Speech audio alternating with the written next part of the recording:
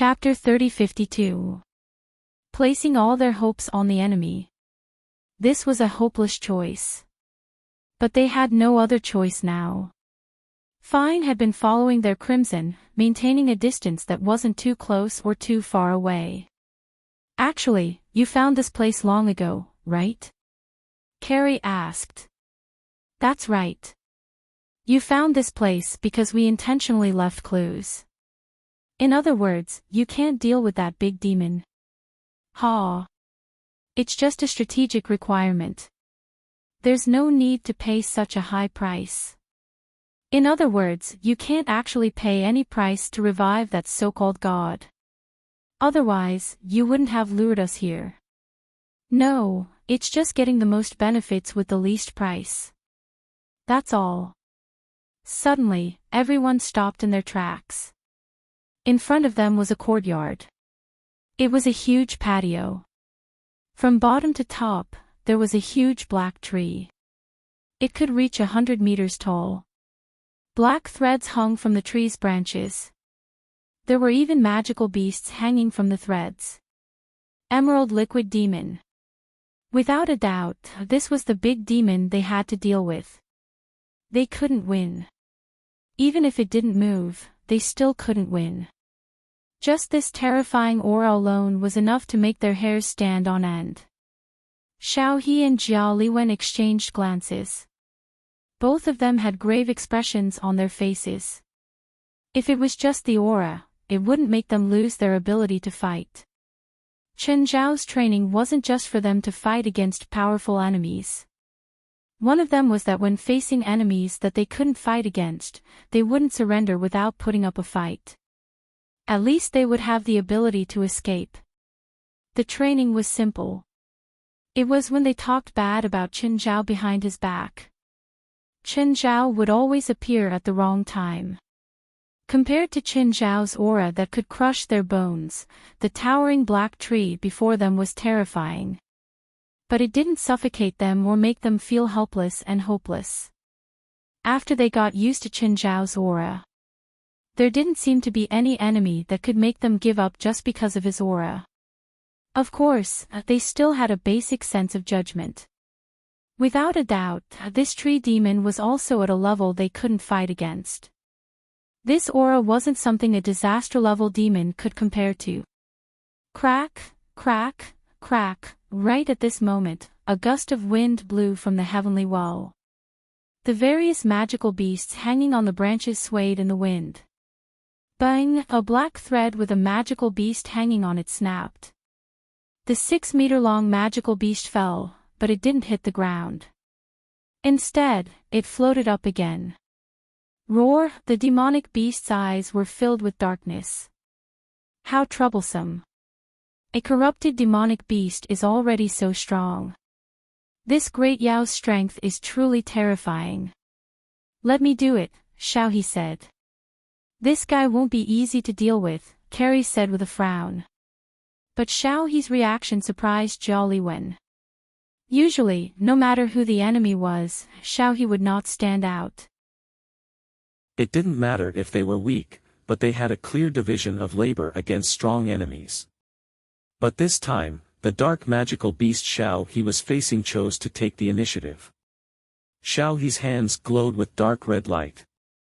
Xiaohe turned around and glanced at Carrie, revealing a trace of confidence. The dark aura around the magical beast suddenly fluctuated, and it instantly swooped down toward Xiaohe from midair. Jiao Liwen's expression changed. So fast. This magical beast's speed was almost on par with the fastest enemies they had faced in the past. Xiaohe's figure shifted slightly, and she extended 2 fingers, forming a hook. Jiao Liwen noticed Xiaohe's actions. What was she going to do? Fight with a magical beast? Xiaohe wasn't a strengthening type. And that magical beast didn't seem to be something that a strengthening type could deal with. Xiaohe dodged the magical beast's charge by a hair's breadth. Her 2 fingers dug into the magical beast's skin. Rip! The magical beast's skin was almost torn open by Xiaohe's 2 fingers. Black blood gushed out. In addition, a wisp of black energy was sucked into Xiaohe's palm. No one dared to believe that such a powerful magical beast had been dealt with by Xiaohe with just 2 fingers. Everyone was somewhat excited. But Jia Liwen frowned. Xiaohe. Xiaohe turned around and smiled. It's fine. My clan's secret technique just so happens to be able to restrain these things. Leave the remaining dark magical beasts to me. Jia Liwen could sense that Xiaohe seemed to have grown stronger. Strange. She had never seen Xiaohe use this technique before. She had narrowly escaped death several times, but Xiaohe had never used this technique. Why did she use it this time? And when did her close-range combat become so strong? As they spoke, 3 more magical beasts landed on the tree. Xiaohe didn't choose to face them head-on. Instead, she began to move around. Xiaohe's movements were very sharp and fast. But her strength was clearly lacking. Even if she used her clan's secret technique, her shortcomings could still be seen. The 3 magical beasts' attacks didn't even touch her. Xiaohe twisted and turned, easily dodging the attacks of the 3 demonic beasts. At the same time, her 2 fingers occasionally scratched the magical beast's body, leaving behind a bloody mark. And with each attack, Xiaohe would absorb some of the dark energy. Xiaohe, that energy isn't good. You don't want to become one of those black things, Jia Liwen reminded her. Mr. Chen said that power isn't good or evil. And he himself uses dark power. Although Jia Liwen remembered this, she still felt a bit uneasy. Of course, there was no good or evil power that could be completely controlled. But some power would control you before you could completely control it. The 3 magical beasts grew weaker as they fought, while Xiaohe grew stronger. But the tree spirit didn't give them too much time. Before the first 3 magical beasts could fall, another magical beast landed. Ha! Jia Liwen felt strange. Normally, Xiaohe could quickly deal with the 3 magical beasts if she used her power. But she didn't seem to have that intention. What was she trying to do? Jia Liwen analyzed the situation. Suddenly, Jia Liwen noticed Xiaohe's movements. The corner of Jia Liwen's mouth curled. She vaguely understood Xiaohe's intentions. But the people of the Duke's mansion were all nervous. They were completely useless now, burdens. Not only could they not help, but Jia Liwen had to stand here and protect them. In fact, if they weren't burdens, Jia Liwen and Xiaohe could escape on their own. They wouldn't stay here and face an enemy that was almost impossible to defeat. Yes, this towering tree was the kind of enemy that made people despair. Chapter 3053. This kind of battle really is extraordinary. Fane chuckled as he hid to the side. He was quite skilled, and could just barely move. However, he could only use 20 to 30% of his abilities. It would be a stretch to say that he could protect himself. At most, he could only dodge a bit at the edges. However, Xiaohe's power had truly exceeded his expectations. He had always known that Xiaohe was very strong. He hadn't expected her to be this strong, ridiculously strong. Fane retreated a few more steps. Xiaohe and the magical beasts seemed to be a bit closer to him. Fane retreated a few more steps. No, she had purposely drawn the battle to his side. Damn it, this woman. Miss Wang, if you drag me into battle again, I will drag everyone down with me. Fane warned. Xiaohe turned her head and glanced at Fane, a mocking smile appearing on her lips. Damn it. Did this woman see through me? Fane naturally didn't want to die. He had dreamed of receiving a god's blessing. He didn't want to die here at all. But at this moment, Fane suddenly felt a force coming at him from behind. Fane abruptly turned his head. Nothing. Bang! Nothing at all. No, it was only because he couldn't see anything. Fane's back was sent flying by Yuan Wu. He crashed headfirst into the large black tree. Unknowingly, Fane had been forced to move due to Xiaohe's intentional or unintentional movements. He was now quite far from the people of the Duke's mansion, and too close to the large black tree. Oh no! Fane hurriedly cast a barrier on himself. These things on his body couldn't clash intensely. As long as one of them leaked out, it would likely cause a chain reaction. While in midair, Fane saw Carrie point at him and make a shooting motion. Bayou, with a cracking sound, Fane's barrier broke. His body crashed into the trunk of the large black tree. In that instant, the bottles and jars on his body shattered. These bottles and jars were filled with extremely dangerous magic potions or terrifying magic. When they collided with each other, a terrifying chaotic magic was produced. When they collided, they didn't cancel each other out, but instead created something even more terrifying. A multicolored sphere instantly engulfed Fane. At the same time, the sphere crashed into the trunk of the large black tree. A circular hole was blasted through the main tree trunk. Black blood oozed from the hole in the tree. Clearly, Xiaohe and Carrie's cooperation had worked. Everyone in the Duke's mansion looked at Xiaohe and Carrie in disbelief. They were actually able to turn the tables in such an extremely disadvantageous situation.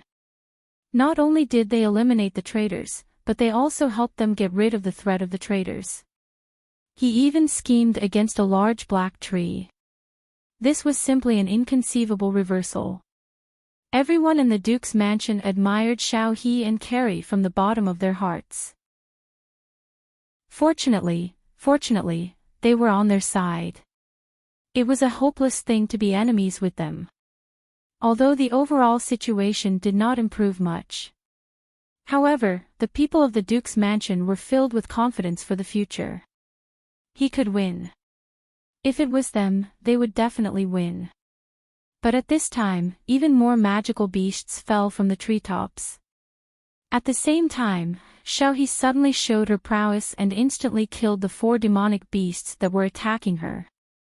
The dark energy of the magical beast was absorbed by Xiaohe again. Xiaohe's aura became stronger again. Xiaohe. Jiao Liwen looked at Xiaohe worriedly. I know what I'm doing, Xiaohe replied. Seeing the attacking magical beasts, Xiaohe's movements became even faster. Every movement she made exuded a cryptic darkness.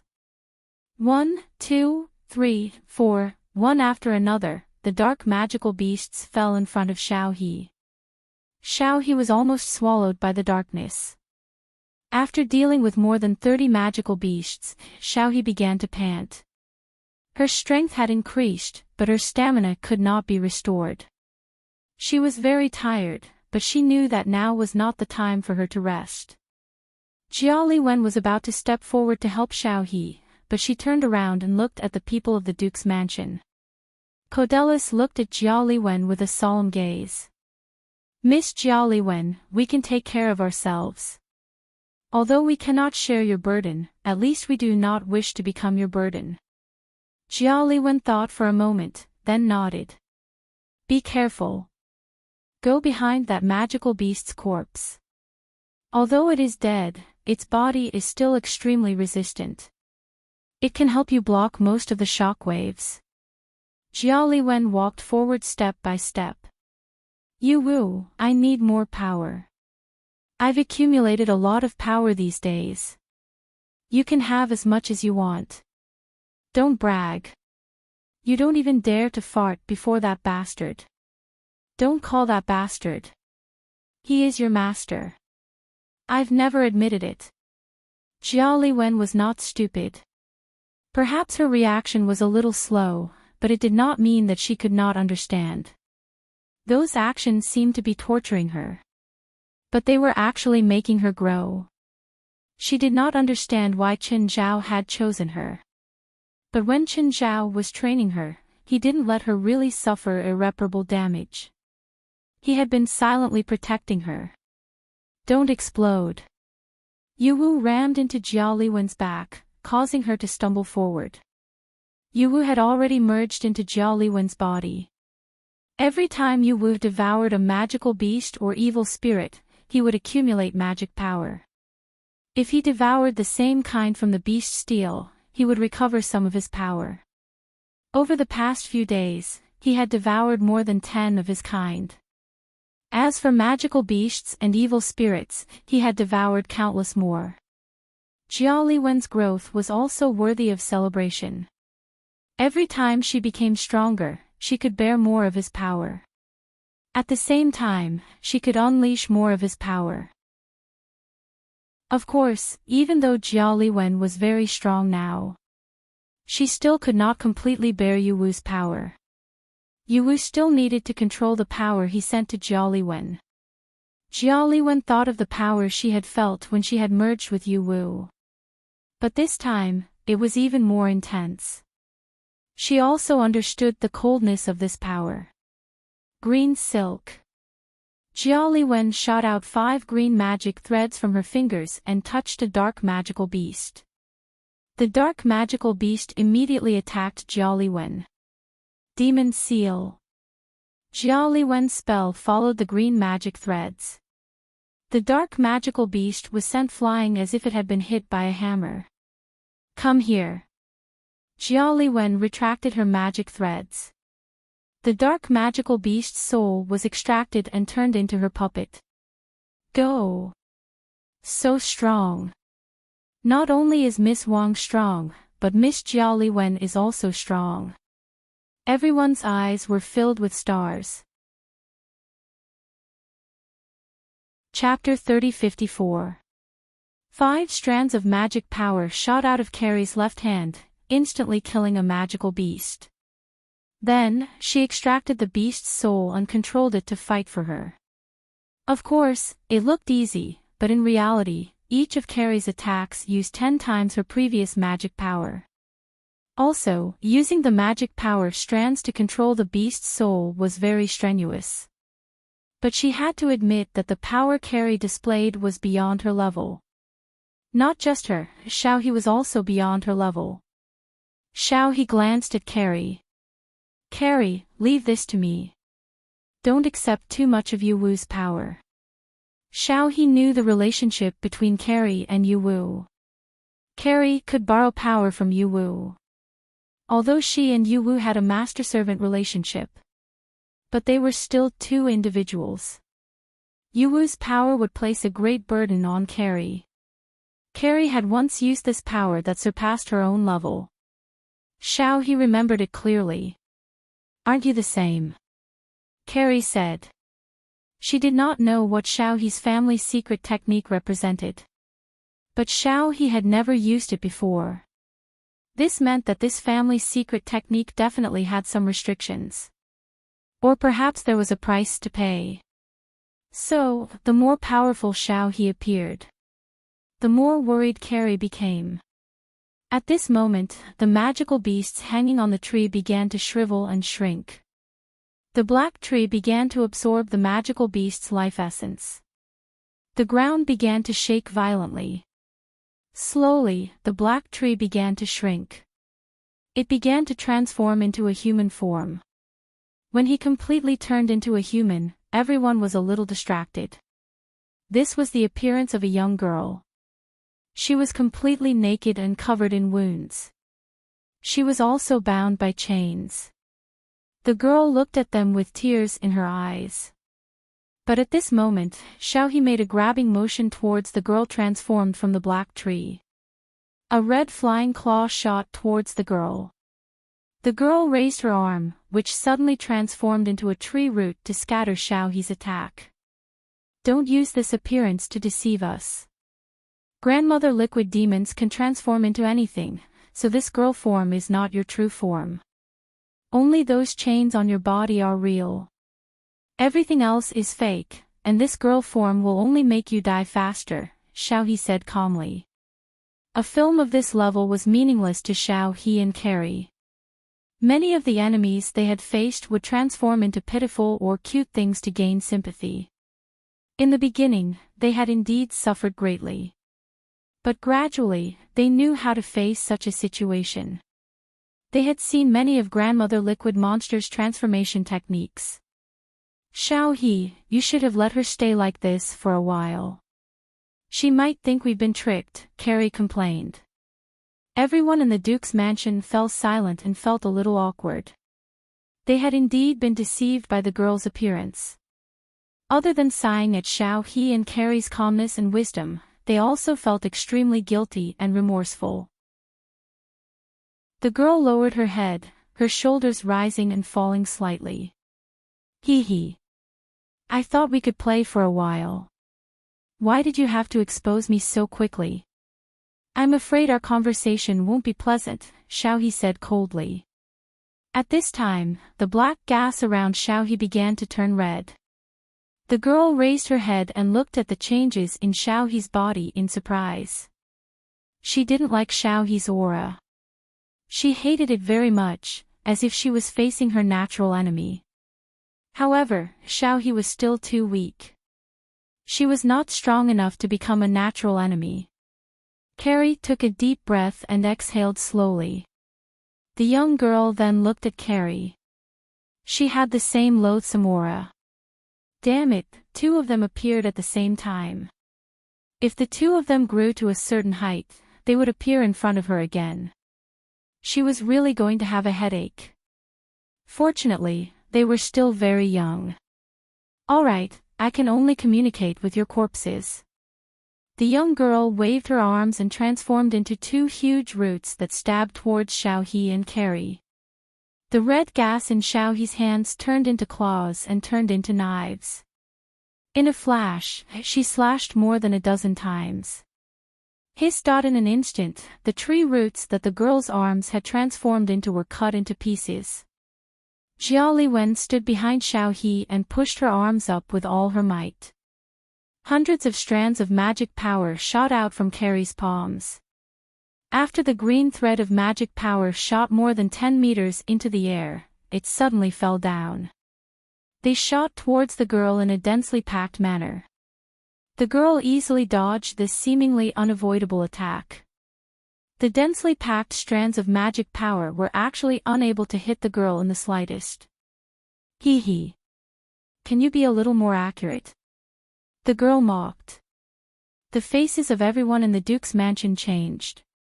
This girl transformed from a black tree was too powerful.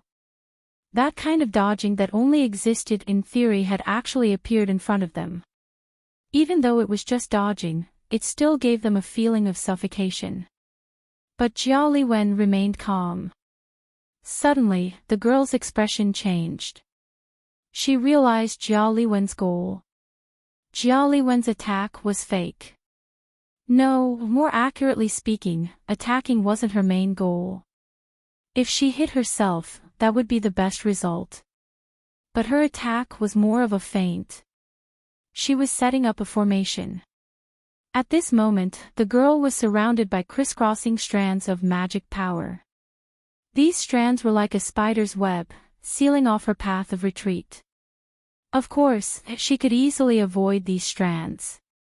But these strands of magic power stopped some of her attacks. At the same time, if the opponent attacked, it would also affect her path of retreat.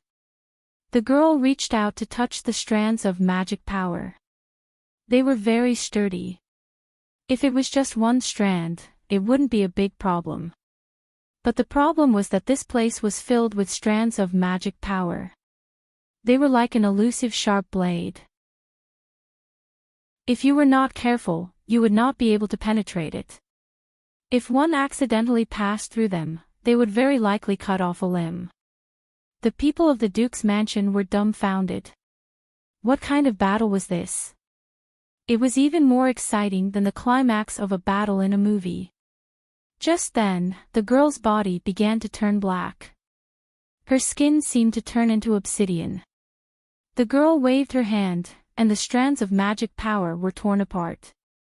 The girl revealed a pleased expression. Looks like your ultimate move isn't working. Jia Liwen also smiled. You're mistaken. This isn't an ultimate move. It's a normal move with no cooldown. As she spoke, Jia Liwen used the same trick again, covering herself with even more strands of magic power. The girl frowned and waved her black arms again, tearing apart the strands. No matter how many come, it's useless. Jia Liwen ignored the girl and used the same move a third time. The girl didn't change. She tore off as many strands as Jia Liwen used. I told you, it's useless. You're wasting magic power. As soon as the girl finished speaking, countless strands of magic power extended from her arms. The strand stretched out her arms. Sorry, I didn't hear what you just said. Jia Liwen smiled as if her plan had succeeded. Chapter 30:55. Codelus, how did Miss Carey do it? Codladlos glanced at Carey, then at the young girl. After pondering for a while, he said, the threads condensed from magic power seem to have been torn apart by that fellow, but in reality, they are made of magic power. Even if they are torn apart, they won't disappear easily. It should be the magic power that remains in that fellow's arms.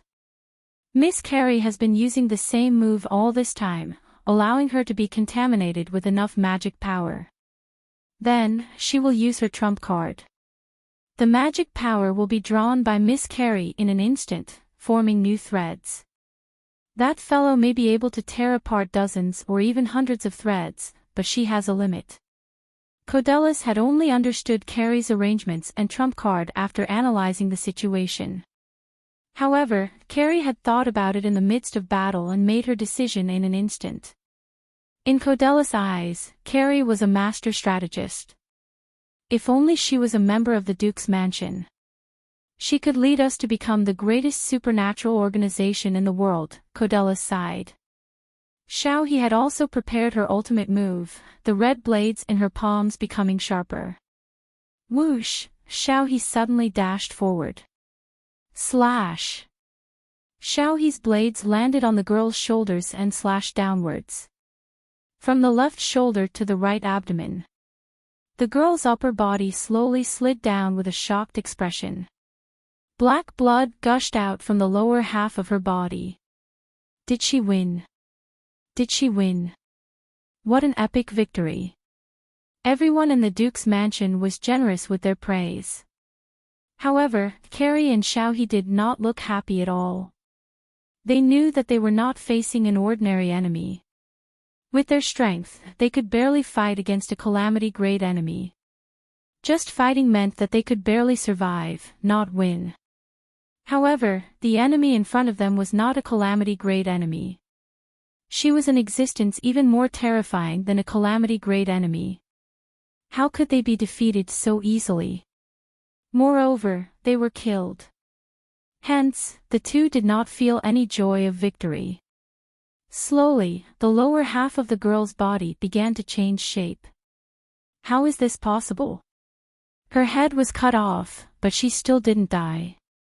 Damn it, how can we kill this monster?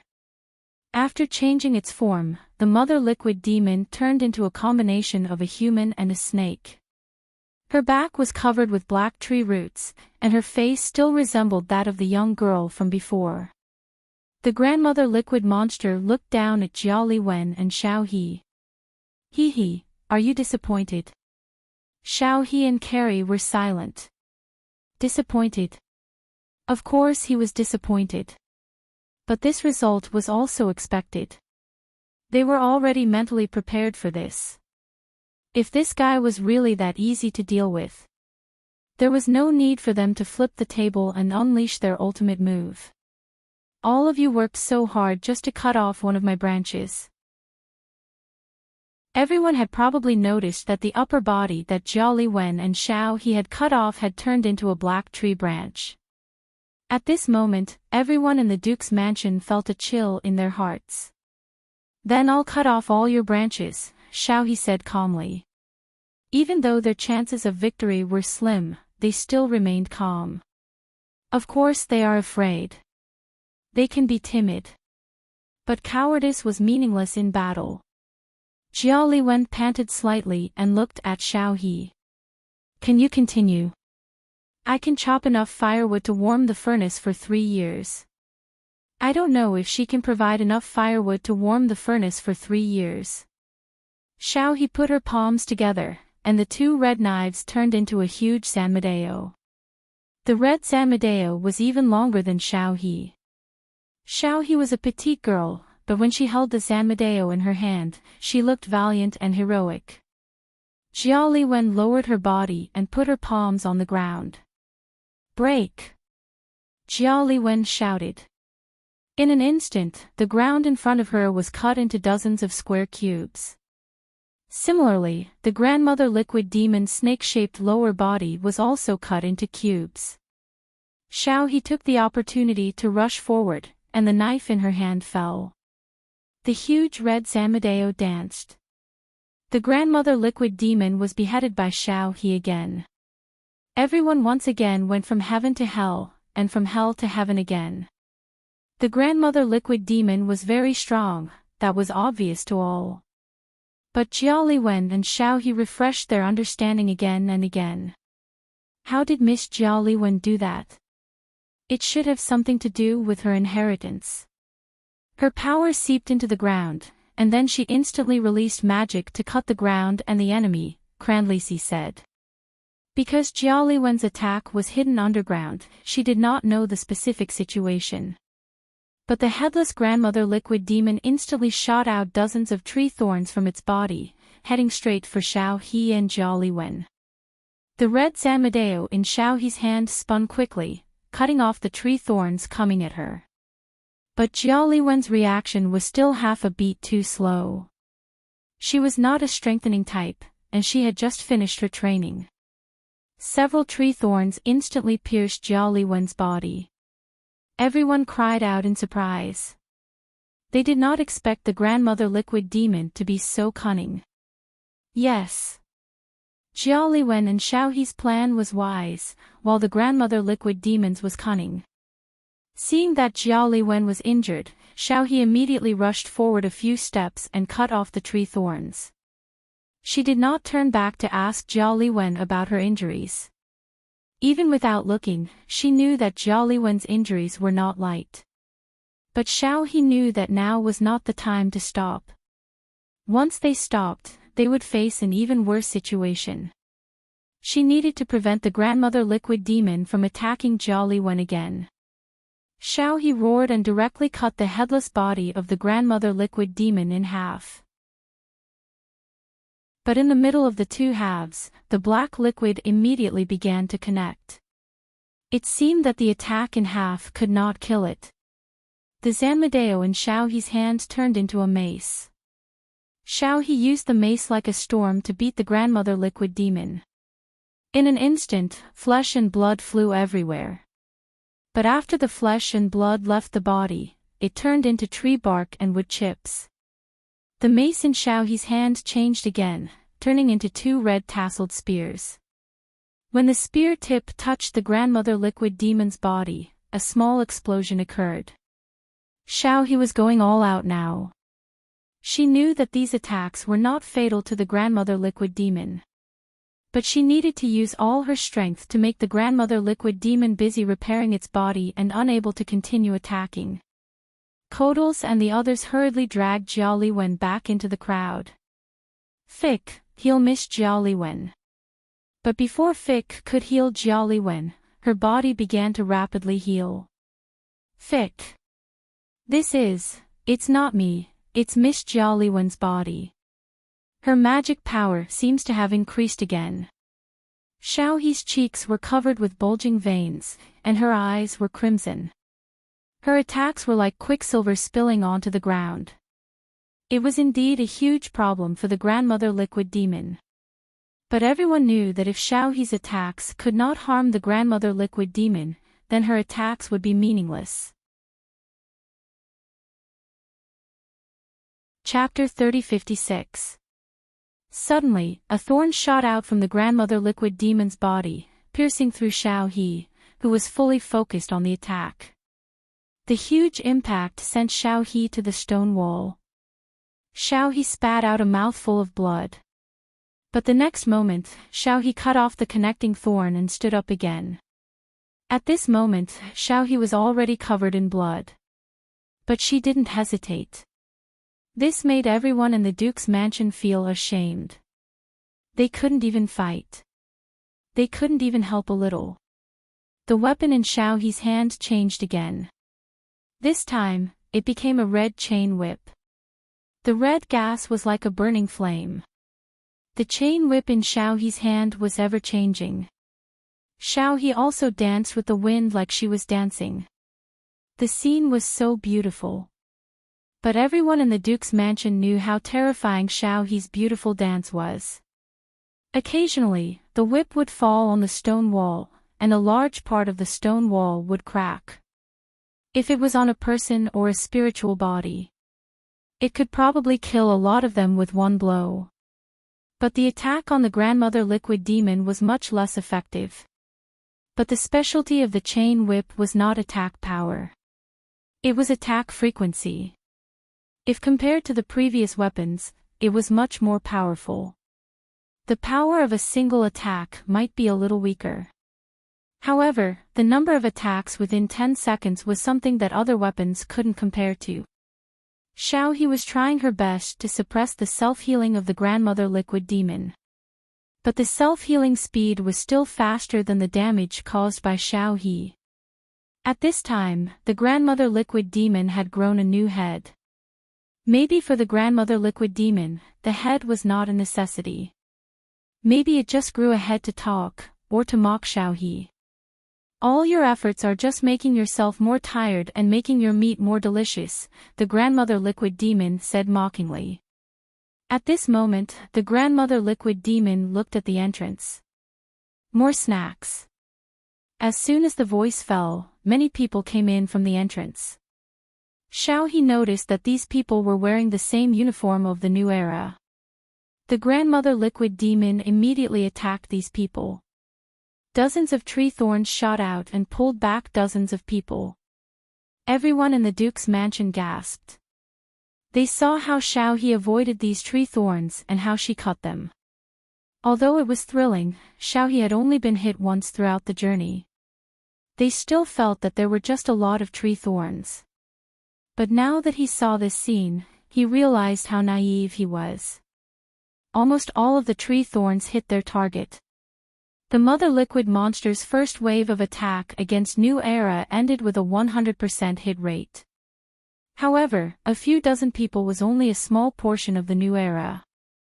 Xiao He slowed down and carefully withdrew from the center of the battlefield. She did not want to be taken advantage of by the people of the New Era. Grandmother Liquid Demon couldn't move. So far, her attacks had been rather crude, and she hadn't used any spells. But the New Era's people didn't attack immediately. Those people were picking up the body parts of the maternal liquid demon that Xiao He and Jia Liwen had killed. At the very back of the crowd was a container. The container was not small and could probably hold a person. The outer shell was made of metal and there were many cryptic symbols engraved on it. After they picked up the tissues, they squeezed out the blood from the tissues and dripped it onto the container. Xiao He's face changed. Was this maternal liquid demon the ancient special bloodline? What they actually wanted was the blood of the maternal liquid demon. Damn it, why didn't she think of this? At this time, Jia Liwen had recovered a little and stood up again. She also noticed the situation of the New Era. Jia Liwen's eyes kept wandering around the New Era crowd. She was searching. He was looking for Bjorn. At this time, a man in a red robe with drawings on his face waved his hand. A person was tied to a stretcher and pushed in. When Jia Liwen and Xiao He saw that person, their faces changed. Because that person was none other than Bayan. It was the purpose of their trip. Bayan. Jia Liwen and Xiao He immediately moved. But the people of the New Era had been paying attention to Xiao He and Jia Liwen. From all the information they had obtained, they already knew how terrifying Xiao He and Jia Liwen were. Moreover, they had come here once before. That time, they brought no fewer people than this time, but not even a hair of the maternal liquid demon was harmed. Instead, they lost 90% of their people and fled the ruins in a sorry state. But this time, Xiaohe and Jialiwen could actually barely suppress the maternal liquid demon. Moreover, they had caused some damage to his body. This was enough to prove how terrifying Xiaohe and Jialiwen were. Thus, after they entered the ruins, they had been on guard against the two of them. As expected, the two of them directly charged over. The new era members in the front row immediately got into formation and aimed their guns at Xiaohe and Jialiwen. Fuck. Jialiwen cursed. She could only temporarily retreat and activate her shield. Boom, boom, boom, da-da-da. Without any hesitation, they fired. Xiaohe and Jialiwen couldn't withstand so many guns. Miss Wang, Miss Jialiwen, come quickly. The people of the Duke's mansion also activated their shields. They had many people, and their magic shields supported each other. The effect was much better than Xiaohe and Jialiwen's. The new era's formation didn't stop, but their plan didn't stop either. In the crowd, Bayan was pushed in front of the container. Then, 2 syringes pierced his main artery. Jialiwen had the urge to rush out of the shield. But Xiaohe held her back tightly. Bayan also looked in Jialiwen's direction. They were drawing his blood. At this moment, Jialiwen and Xiaohe suddenly understood. Why did they keep bringing Bayan along and give him a high position? Because he was also a part of the resurrection plan. They wanted his bloodline. The light in Bayan's eyes grew dimmer and dimmer. Jialiwen's face was ashen. The moment the enemy's guns stopped, Jialiwen charged out. Xiaohe followed closely behind. At this moment, Jialiwen's body and face were covered in Dao patterns. She had completely accepted the power that came from Yuan Wu. More accurately, she had forced Yuan Wu to transfer all of his power to her. Jialiwen swept out like a gale. 2 fusion bodies charged out. But in just a single exchange, the 2 fusion bodies were destroyed by Jialiwen. Jialiwen didn't stop. She slapped her palm several meters away, and a green light shot out. It directly hit the container. Xiaohe charged in front of Bayan and tore the rope binding him. She grabbed him and retreated. Jialiwen immediately took his place and faced the dozen new era members who were about to raise their guns again. Jialiwen's palm suddenly shot out dozens of magic power threads. In an instant, the dozen new era members were entangled by the magic power threads. Jialiwen pulled forcefully. The dozen people fell to the ground with a thud. Their souls had already left their bodies. Chapter 3057. But more people came to fill in the gaps. They didn't care about the deaths of their companions. It was as if the ones who died were unrelated. And those who filled in the gaps were also unafraid of death. They were the true protectors of the evil cultists. Of course, although their faith was firm, it wasn't a good thing. Carrie clenched her teeth. The souls of these evil cultists were even harder to control than the souls of magical beasts. Their depravity had seeped deep into their bones. If you don't want to cooperate, then disappear forever. Carrie instantly controlled the dozen souls to explode on the spot. Creak! At this time, the container surrounded by the evil cultists suddenly emitted a sharp sound. It sounded like a rusty screw being unscrewed. The runes engraved on the container evaporated one by one. Then, the container was pushed away. A woman stood up. She was beautiful, but her skin was completely gray, and she looked lifeless. The woman's expression was also very unnatural. She opened her mouth, tilted her head, and twisted her neck constantly. Gradually, another arm grew out of the woman's back.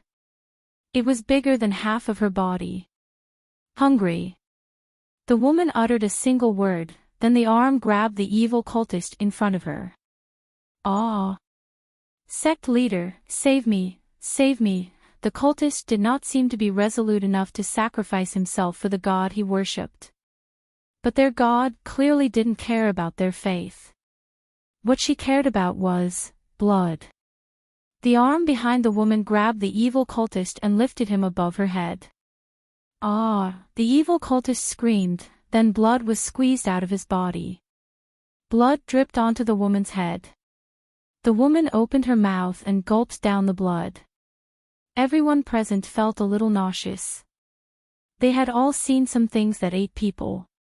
But they had never seen anyone eat people in this way. She casually threw away the corpse that had been drained of blood. But she had just eaten his blood, so she showed a look of disgust. The woman looked around, then her gaze fell on the maternal liquid demon. The demon cursed inwardly. This woman gave him a very, very bad feeling. But he couldn't escape. As soon as he took a step back, the chains bound him. The woman's arm grew larger and longer, grabbing at the demon. The demon immediately transformed into his true form. However, when he was halfway to his original form, the huge hand had seized him. Let go! Grandmother Liquid Demon roared. However, that woman was clearly not the type to listen to orders. Bang! The chains on the Mother Liquid Demon's body broke one by one. That woman actually destroyed the seal of the maternal liquid monster. However, the Mother Liquid Demon broke free from the shackles of the seal. But he couldn't get rid of that woman's hand. This time, the woman didn't drain the Mother Liquid Demon dry. A mouth appeared on her palm, and she began to stuff the Mother Liquid Demon into it. The Grandmother Liquid Monster wailed and struggled. That voice incited everyone present. The Mother Liquid Demon was unwilling to be devoured just like that. However, that woman's strength was indeed not something she could contend against. However, her seal had been lifted. She could no longer use spells. The maternal liquid monster suddenly spat out a mouthful of black water. Immediately after, the Mother Liquid Demon also lost its vitality. However, the puddle of black water on the ground converged and turned back into a human form. Obviously, she was the maternal liquid demon. This method of severing one's arm to survive caused her to lose 90% of her cultivation and magic power. The woman who devoured most of the Grandmother Liquid Demon's cultivation began to have more aura. Behind her, a gray magic formation opened up. The magic formation was very complicated, with various known and unknown religious symbols. Great God! The red-robed religious leader knelt on the ground in excitement. The other cultists also knelt and worshipped. The Grandmother Liquid Demon glanced at the cultists. There was no hope there. She then turned to look at the people of the Duke's mansion. Of course, her attention was still on Carrie and Xiao He. Listen, we must work together now, or else all of us will die. You're no different from her, Xiao He said coldly. You're all cannibals, what right do you have to ask us to work together? I'm not the same as her, she's a resurrected god's corpse. Other than eating, this thing can't communicate at all. At least I can joke around with you. Didn't she resurrect? A dead god is dead, how can there be resurrection? As a dead god, her divinity and power have all been lost, and her soul has also dissipated. Right now, she's just a powerful corpse. She needs to fill the emptiness of the dead, so she needs to keep eating. But the dead can't keep the nutrients, they can only be turned into power or lost. As soon as the Grandmother Liquid Demon finished speaking, a scream came from the cultists. Their god had started to act against her believers. God! They're all your people. The red-robed religious leader shouted. The god glanced at the red-robed religious leader and smiled, a cold smile. This is the result of waking me up. It seemed that even though her soul was gone, she still retained a trace of consciousness. The people of the Duke's mansion felt a chill. The grandmother liquid demon was already so powerful that no one could resist. But she was still pressed to the ground by the resurrected god, almost swallowed whole. Could anyone really stop that god? Carrie and Xiaohe glanced at each other. They were both helpless. The grandmother liquid demon wasn't a good thing. But the resurrected god felt even worse. Do you want to cooperate? Carrie asked in a low voice. We can cooperate, Xiaohe replied. She's not as much of a threat as before. Carrie nodded. At that moment, the grandmother liquid monster felt 10 times weaker than before. But they weren't happy about it at all. After all, the resurrected god was a greater threat to them. The cultists were already covered in blood. Some tried to flee to the Duke's mansion for protection. But they couldn't escape the resurrected god's hunt. Gray figures emerged from the gray magic circle and dragged the cultists into the magic circle. Screams rose and fell. The scene would definitely give people nightmares.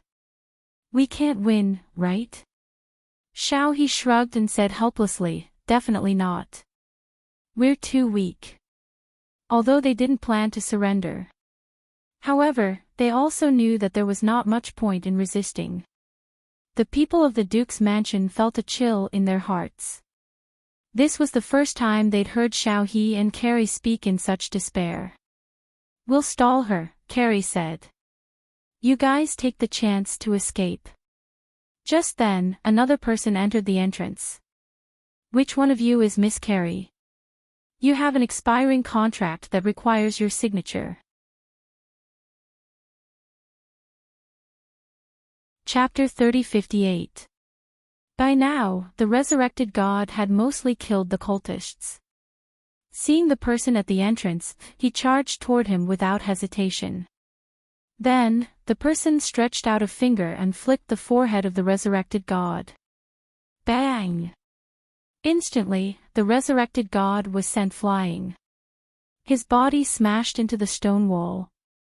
The patio was hundreds of meters tall and had a diameter of hundreds of meters. Half of the stone wall was covered in cracks. Everyone widened their eyes and stared at the person in shock. The person walked up to Xiaohe and Carrie. Everyone in the Duke's residence was pale with fright. They'd seen how terrifying the resurrected god was. He could kill the grandmother liquid demon instantly. But the person had only used one finger. One finger. Did Xiaohe and Carrie have a chance of winning against this person? Impossible. Didn't he see that the two of them were too scared to move? The person raised his hand and slapped Xiaohe's head. Xiaohe fell to the ground. Miss Wang. Everyone in the Duke's residence was about to charge over. The person turned his head and glanced at them. Scram. Pooh! More than 30 people spat out blood at the same time and lay on the ground. Holding the contract, Chen Zhao placed it in front of Carrie. See if there's a problem. If there's no problem, sign it. Mr. Chen. We're only a few hours late. And this contract seems even worse than what we agreed on. Carrie didn't want to sign because the contract stated that she had to listen to any of Chen Zhao's orders for 10 years. She had to kill 10 disaster-level magical beasts or evil spirits, or even a god-level magical beast for Chen Zhao. She didn't even need to look at the extra conditions. It was impossible. Now, she had to see if she could bargain with Chen Zhao. Moreover, Chen Zhao was fiercer than she'd imagined. The resurrected god was sent flying with a flick of Chen Zhao's finger. Forget it. Since you don't want to sign it, I won't force you. Chen Zhao burned the contract in his hand. Then he replaced it with another contract. Carrie thought that Chen Zhao had changed his mind. But when she looked at the contract, it was 10 times more stringent than the previous one. Mr. Chen. Did you take the wrong one? That's right, Chen Zhao said indifferently. He glanced at Bjorn on the ground. This guy is your adoptive father. He looks like he's about to die. I should be the only one who can save him, but it doesn't matter. You guys are going to feed that guy soon anyway. At this time, the resurrected god had regained his vitality. But this time, he didn't attack immediately. Clearly, he was wary of Chen Zhao's power. Sign this contract, and all of you will be able to leave safely. If you don't, I can watch you all get eaten by him. Xiao He stood up again. She was already used to Chen Zhao hitting her just now. It wasn't Chen Zhao's first time hitting her anyway. Mr. Chen, I will use my family's treasure to exchange for our safety, Xiao He said. No need, Chen Zhao rejected directly. Actually, Chen Zhao and West already knew what Xiao He had. To be honest, the thing in Xiao He's hand was a good thing. But Chen Zhao could casually take out hundreds of treasures of the same level. He could even take out dozens of things that were even more valuable than the one in Xiao He's hand. It's this contract. If you sign it, we can still have fun. If you don't, I'll visit your graves next year. Mr. Chen. Carrie said with an ugly expression. I've thought about it. The contract just now suits me better. Sorry, that contract was burned. I have another one here. If you're interested, you can sign it. Chen Zhao took out another contract. Carrie saw that it was 100 times more expensive than the first one. Carrie's face darkened. She looked at the people in the Duke's mansion and then at her adoptive father. She really wanted to grit her teeth and say, I won't sign it. But the reality was that she didn't have a second choice. She bit her finger and pressed it on the contract. Are you happy now? Carrie said angrily. Chen Zhao glanced at the resurrected god in the distance. Suddenly, he grabbed the air and the resurrected god was pulled before him. Chen Zhao looked at Xiao He. Aren't you going to try using your family's treasure? You know about it? Xiao He looked at Chen Zhao, confused. I investigated it before. It's interesting, but it's also very risky, Chen Zhao said. Actually, the red gas that Xiao He had used earlier was a secret treasure of the God Refinement sect. It wasn't physical, but a type of gas called spiritual qi. Only by combining the God Refinement sect's techniques and spiritual qi could it be truly effective. Not only could spiritual qi transform into various weapons, but it also had the ability to extract the soul and refine the blood of the enemies it killed. In the past, the God Refinement sect wasn't a proper sect. Killing people and refining blood was real. But in modern times, the God Refinement sect had basically turned over a new leaf. Even if they used animals to cultivate, it was fine. Although the essence qi and blood were less than a human's, if the quantity was large, it wouldn't be much worse than a human's. Plus, it was safer and no one would blame them. But the God Refinement sect was getting worse with each generation. Actually, it was because the God Refinement sect hid the most important thing. This was spiritual qi. This was the true treasure of the God Refinement sect. Enemies hit and killed by the spiritual qi would have their essence qi and blood extracted, directly increasing the user's cultivation. It could be said that this thing was a divine weapon in battle. The more they fought, the stronger they got. Were you afraid? But using spiritual qi had a disadvantage. Instead of refining it, it would directly fuse into one's own essence qi and dermic powers. It was more or less a supernatural version of the Dark North divine art. If one absorbed too much, the various dermic powers would clash with each other, causing chaos in one's mind and dermic powers. For example, just now, Xiao He had used spiritual qi to extract essence qi from dark demonic beasts several times to refine herself. Her power had increased by leaps and bounds in a short time. But that was basically Xiao He's upper limit. Of course, it wouldn't be a problem to swallow more. But then, Xiao He would probably rebel on the spot. Everyone in the Duke's mansion watched as the arrogant god was dragged before Qin Zhao and stepped on. They felt their scalps go numb.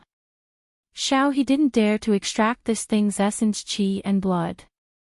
Regardless of whether he was a god or not, he definitely exceeded her limit. Whatever, Huawu, come out. He's your midnight snack. Huawu left Carrie's body, but he didn't have the strength to eat a god. He was just as worried as Xiao He that he would be stuffed to death. This thing could really stuff him to death. Maybe one drop of blood would do. After all, there was a huge difference in power. One drop of blood was already the limit. Looks like you won't be able to enjoy it. Whatever, I'll take it back and make it into medicinal wine. Everyone was speechless. In their eyes, it was something that could be used to make medicinal wine. In Qin Zhao's eyes, it was something to make medicinal wine. Chapter 30:59. Qin Zhao picked up Bjorn and poured a perfect demonic crystal potion into his mouth. Carrie walked over to the Duke's mansion and explained the situation to them. Everyone in the Duke's mansion was in disbelief. That guy was Xiao He and Carrie's teacher. Wasn't that too unbelievable? No, it was the opposite. That was more reasonable. If there wasn't such a terrifying teacher, how could he have taught Carrie and Xiao He to be so powerful? Now, everyone in the Duke's mansion was a bit jealous. In front of their teacher, the resurrected god was as weak as a child. He was just a bit stricter. When he'd arrived, he'd slapped Xiao He to the ground. He must have felt that Xiao He and Carrie didn't perform well enough.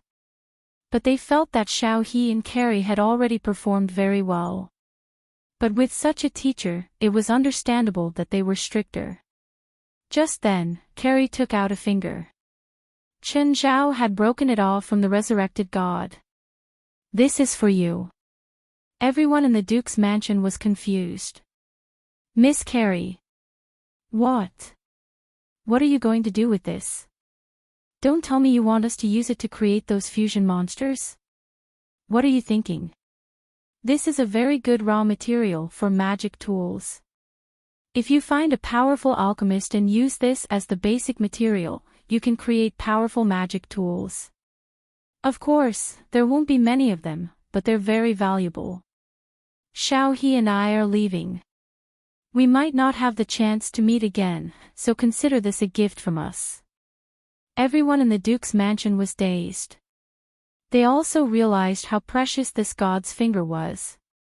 But when they remembered that Carrie and Xiao He were about to leave, they couldn't be happy anymore. However, they could understand it. After all, their teacher was so powerful. Xiao He and Carrie, on the other hand, had clearly not reached the heights their teacher had hoped for.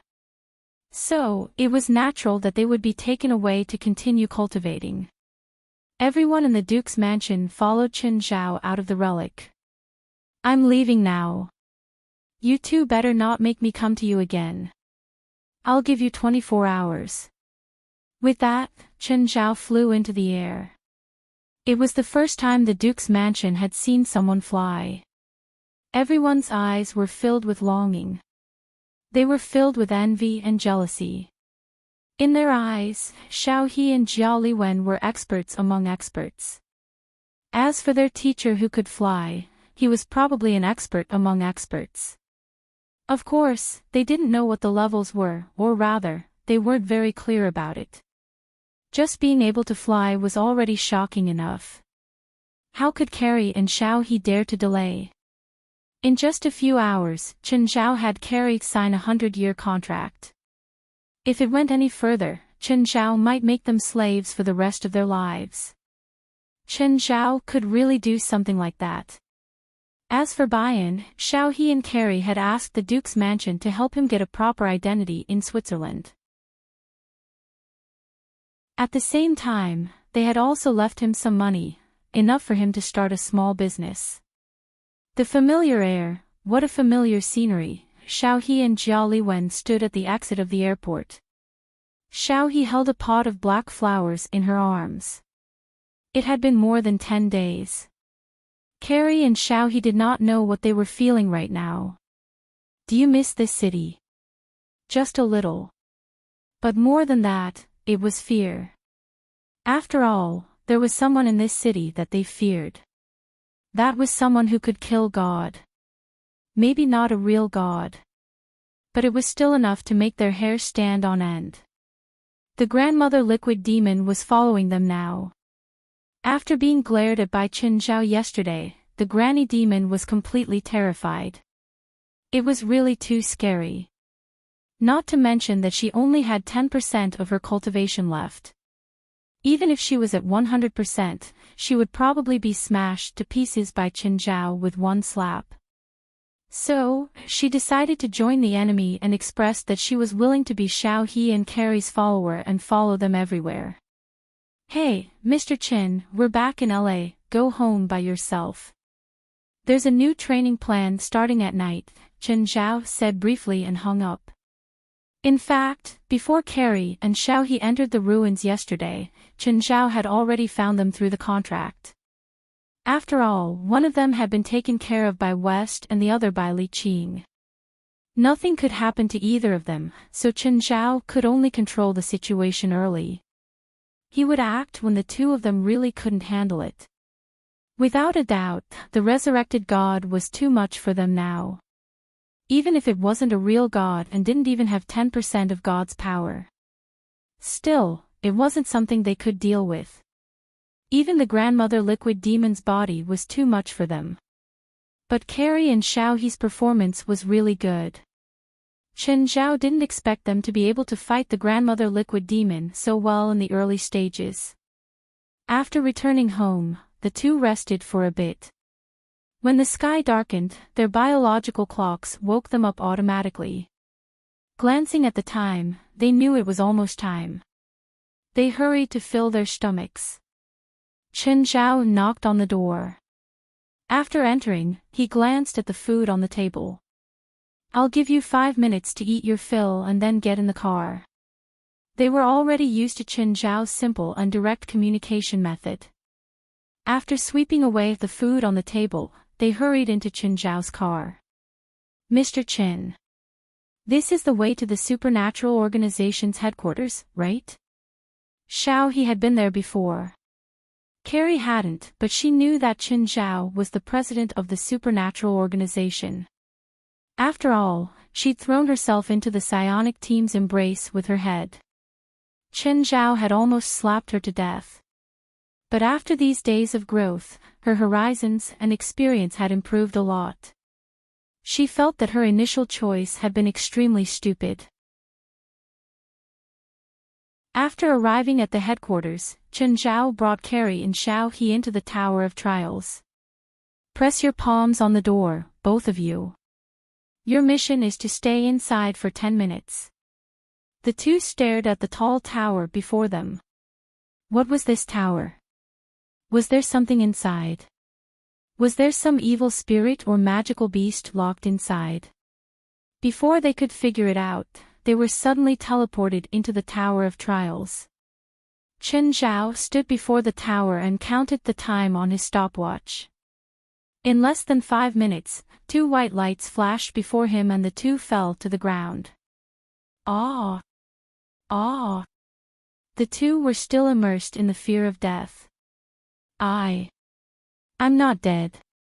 Carrie asked. What's going on? Xiao He's expression was also one of bewilderment. Less than 10 minutes. How disappointing. Qin Zhao shook his head.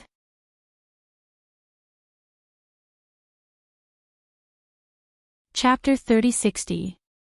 Both of their faces were pale. At that moment, they thought that they were really going to die in there. Unexpectedly, they were back here in the blink of an eye. Mr. Qin, what exactly happened just now? You can think of the experience as a high-level illusion. In fact, everything in the Tower of Trials was real. It wasn't much different from the trial grounds that Qin Zhao had created. However, there was still a fundamental difference between the two. It was a difference in the rules. If the trial grounds that Qin Zhao had created died, they would really die. This was because the trial grounds that Qin Zhao had created relied on the rules of the current world. Everything in the Tower of Trials had different rules. For example, life and death weren't so obvious in the Tower of Trials. The rules were power that even Qin Zhao couldn't fathom right now. For example, Blackie controlled the power of life and death, but even he couldn't not die or revive. In the Tower of Trials, the boundaries between life and death weren't so clear. As the creator of the Tower of Trials, the handsome guy, perhaps he truly controlled life and death. Perhaps he wasn't truly unkillable. However, the method to kill him was definitely not something that Qin Zhao could imagine. Because his power was already unimaginable and unbelievable. Can we experience the illusion again? Carrie looked at Qin Zhao expectantly. She and Xiao He obviously knew what the Tower of Trials meant. Next week, Qin Zhao said. You only have one chance per week. Both of them were somewhat disappointed, but people who entered the Tower of Trials for the first time all felt the same. Not everyone liked to enter the Tower of Trials. After all, in the Tower of Trials, all the senses were real. The pain was real too. However, once a week was a bit long for Xiao He and Jolly Wen. 1/16 of the Supernatural Youth Fighting Tournament had already passed. After the previous round of eliminations, the remaining contestants were basically all outstanding. They were all well-rounded. Disser and Sylvia had successfully advanced in the previous round. However, they hadn't teamed up in the previous round. Instead, they'd competed separately. Therefore, it was very difficult for them. It wasn't an absolute conclusion before the competition. However, it was very likely that they'd be eliminated this round. Through Qin Zhao, Carrie and Xiao He also found out about the competition. Of course, they couldn't participate even if they wanted to. After all, they were already halfway there, and Carrie and Xiao He were already 1 or 2 years older than the age limit of 22. However, they still managed to get tickets through Qin Zhao. The venue was a rented stadium. The stadium was closed externally.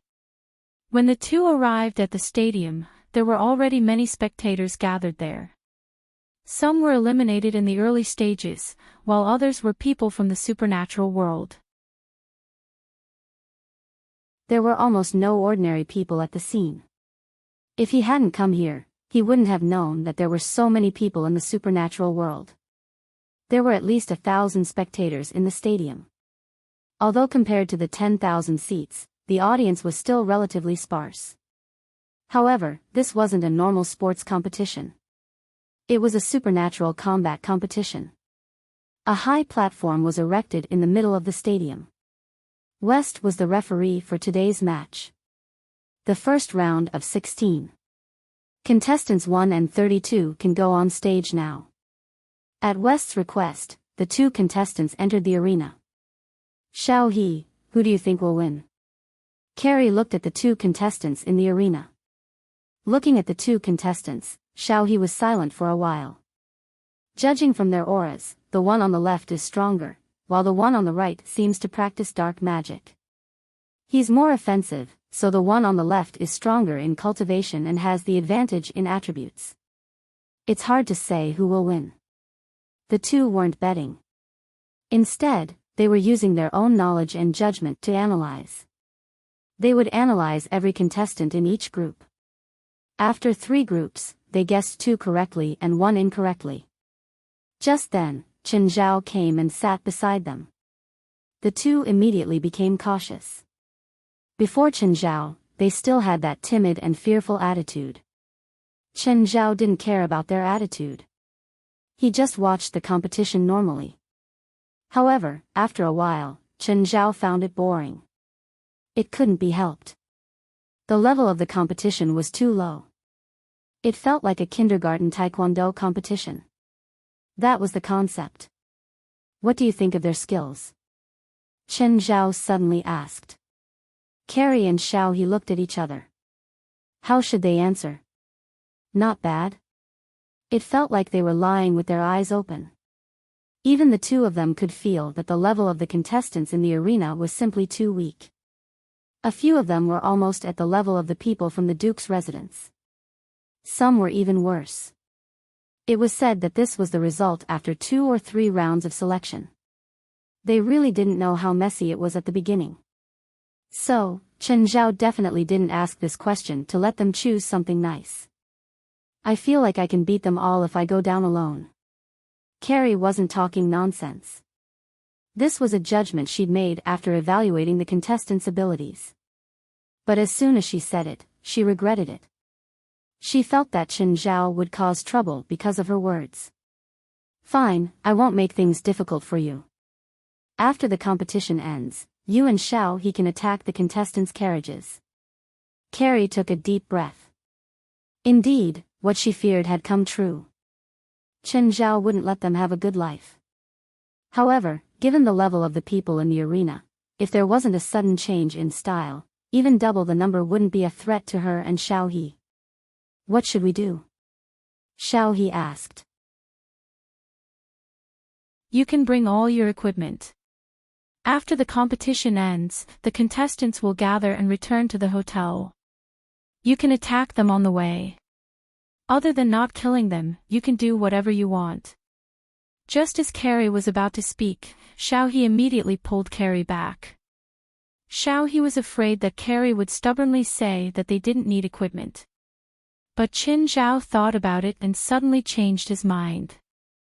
No, they just finished the competition. They're definitely not in good condition. You'll have too much of an advantage. Xiao He and Carrie were speechless. They felt like Chen Zhao was having fun, not testing the contestants. How about we go big? Carrie said.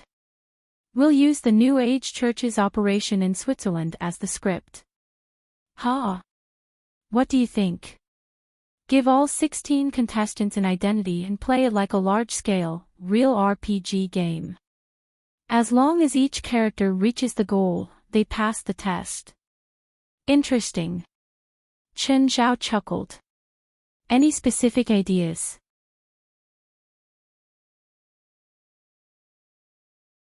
Chapter 3061.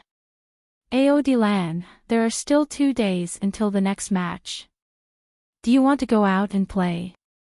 No, I have to train, Ao Dilan said. The contestants stayed in a suite for 2, Alderman and Minette together. However, their personalities were completely opposite. Manette was casual and good at making friends. Ao Dilan was more solitary. He didn't interact with anyone other than Manette during the match. Manette usually asked Ao Dilan to go out and play, but Ao Dilan always refused.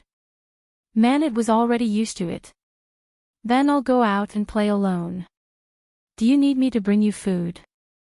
No need. Ao Dilan shook his head. Don't tire yourself out. In that case. Goodbye. Manette changed his clothes and went out.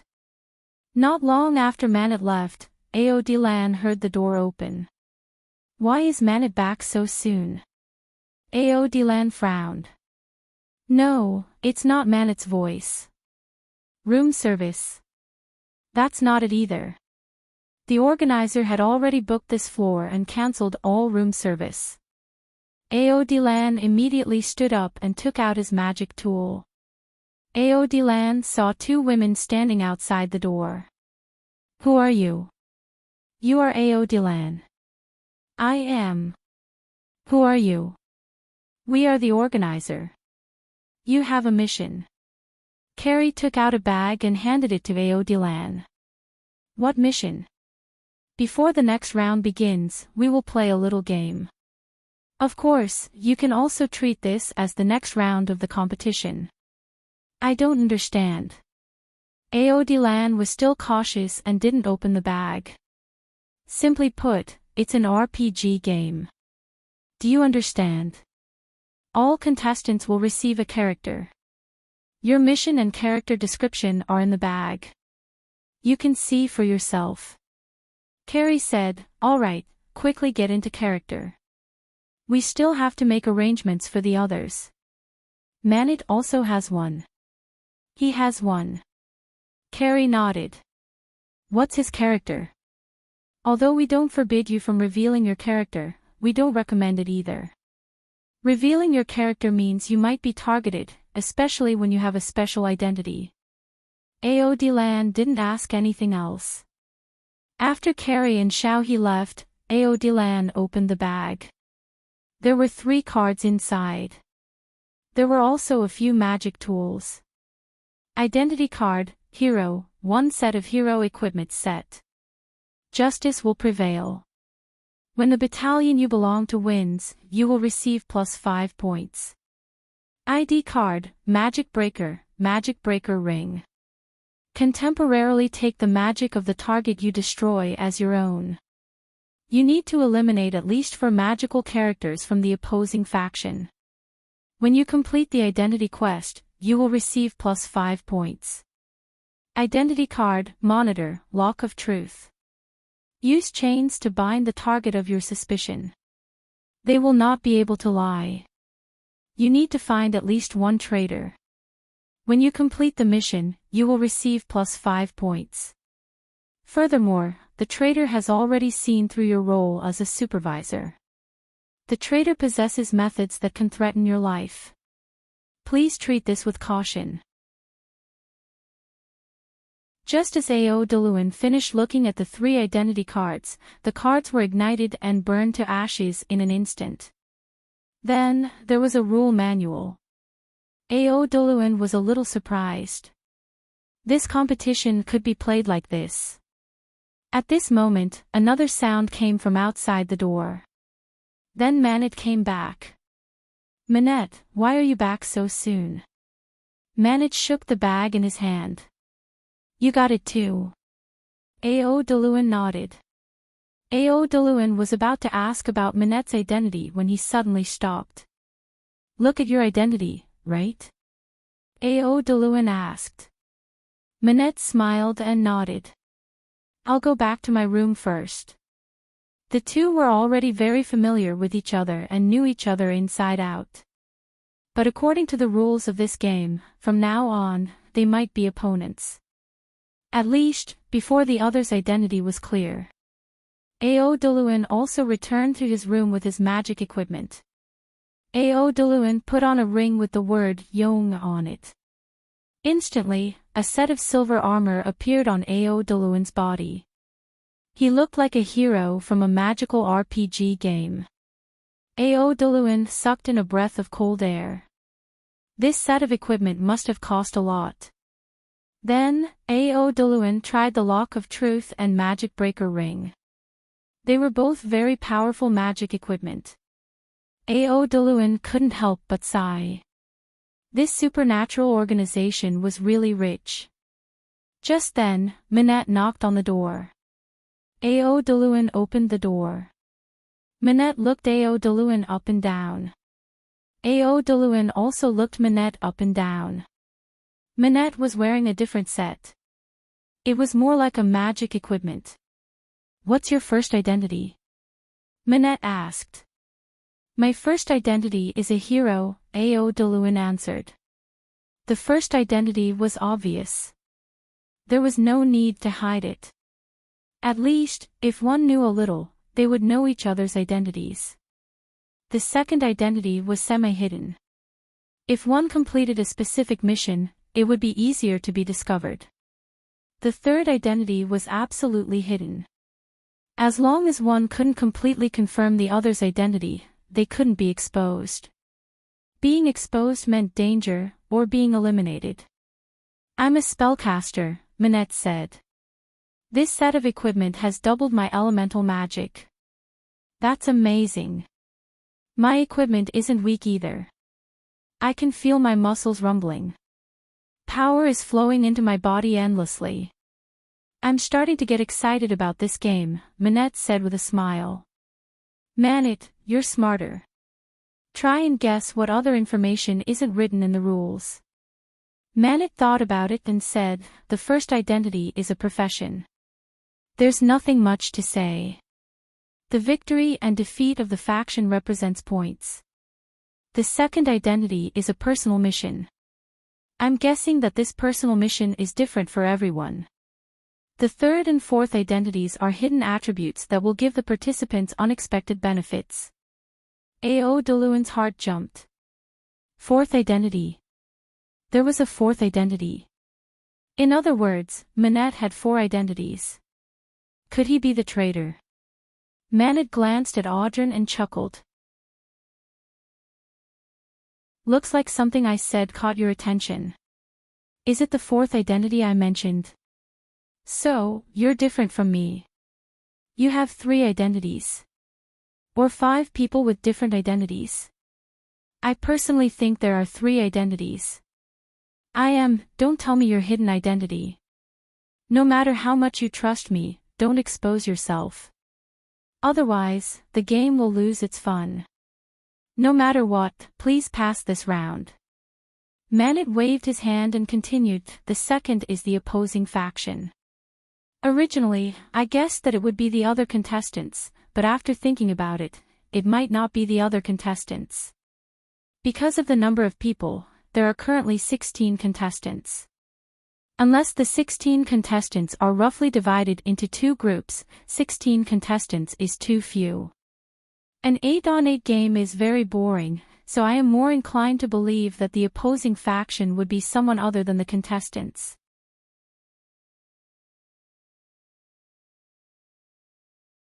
Chapter 3062.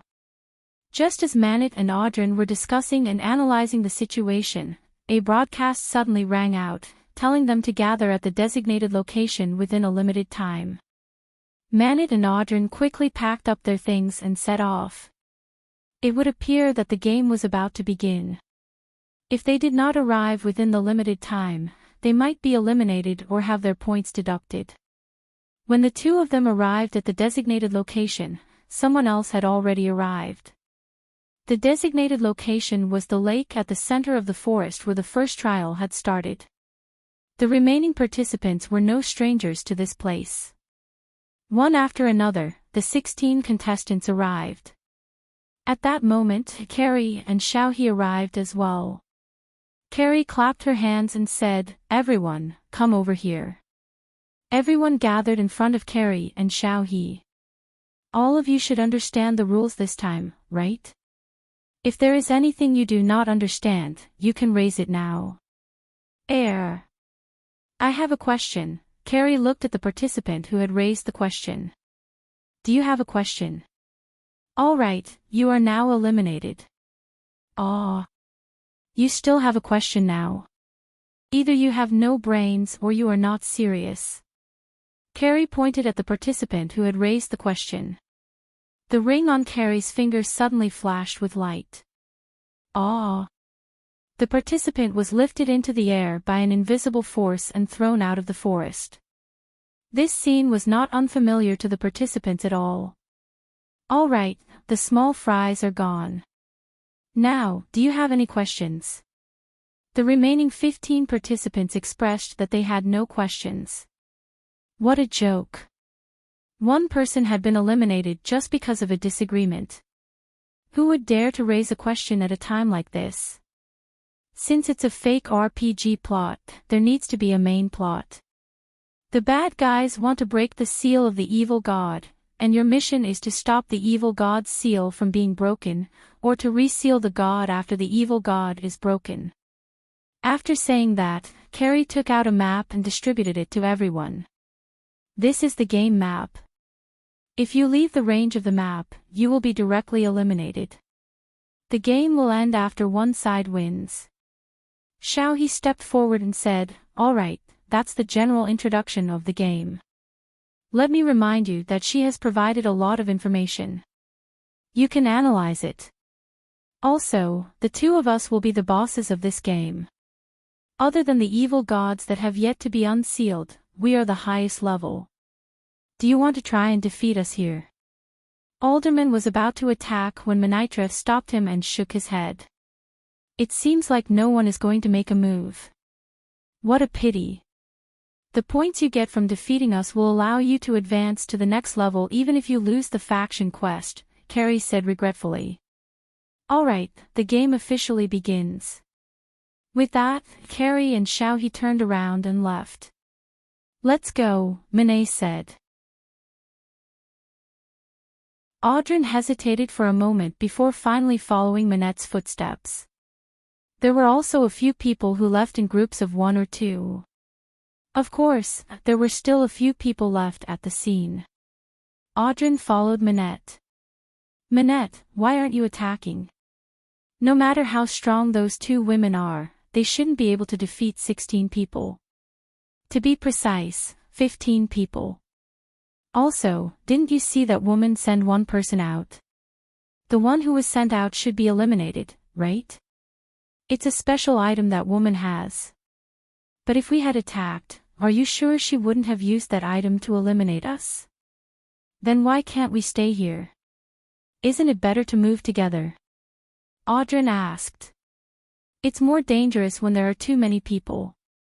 Although it's an RPG game, this game should also be a werewolf killing game. The traders are like werewolves, so there must be a profit.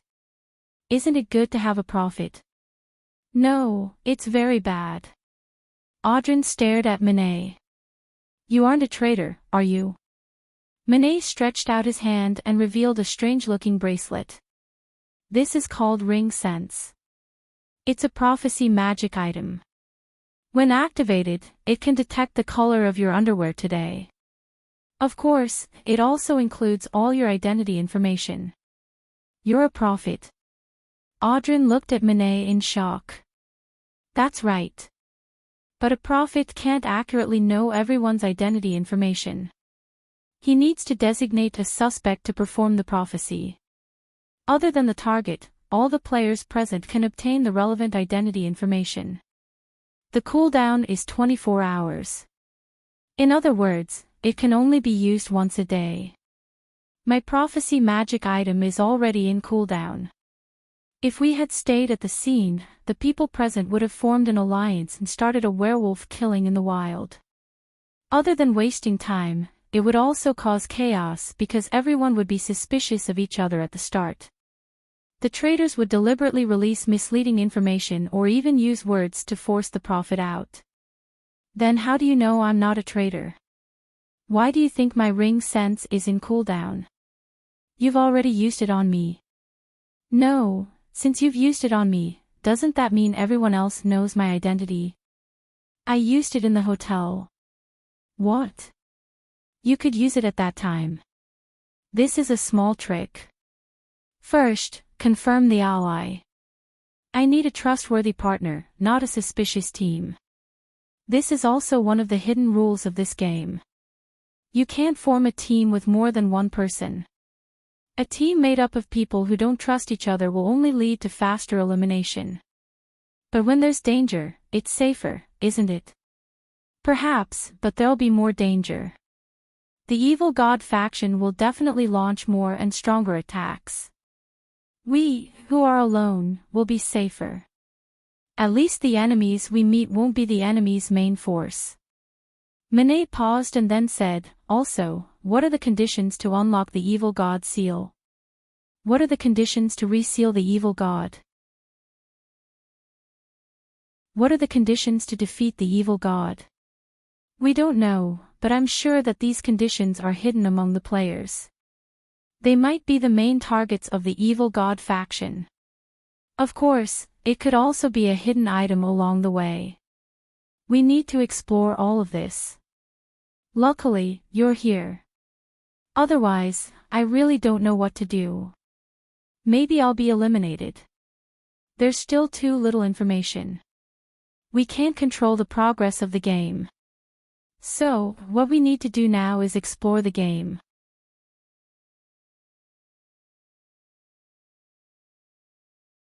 Chapter 3063. There are people in front. Orderon said. Should we go over? Let's go over and take a look.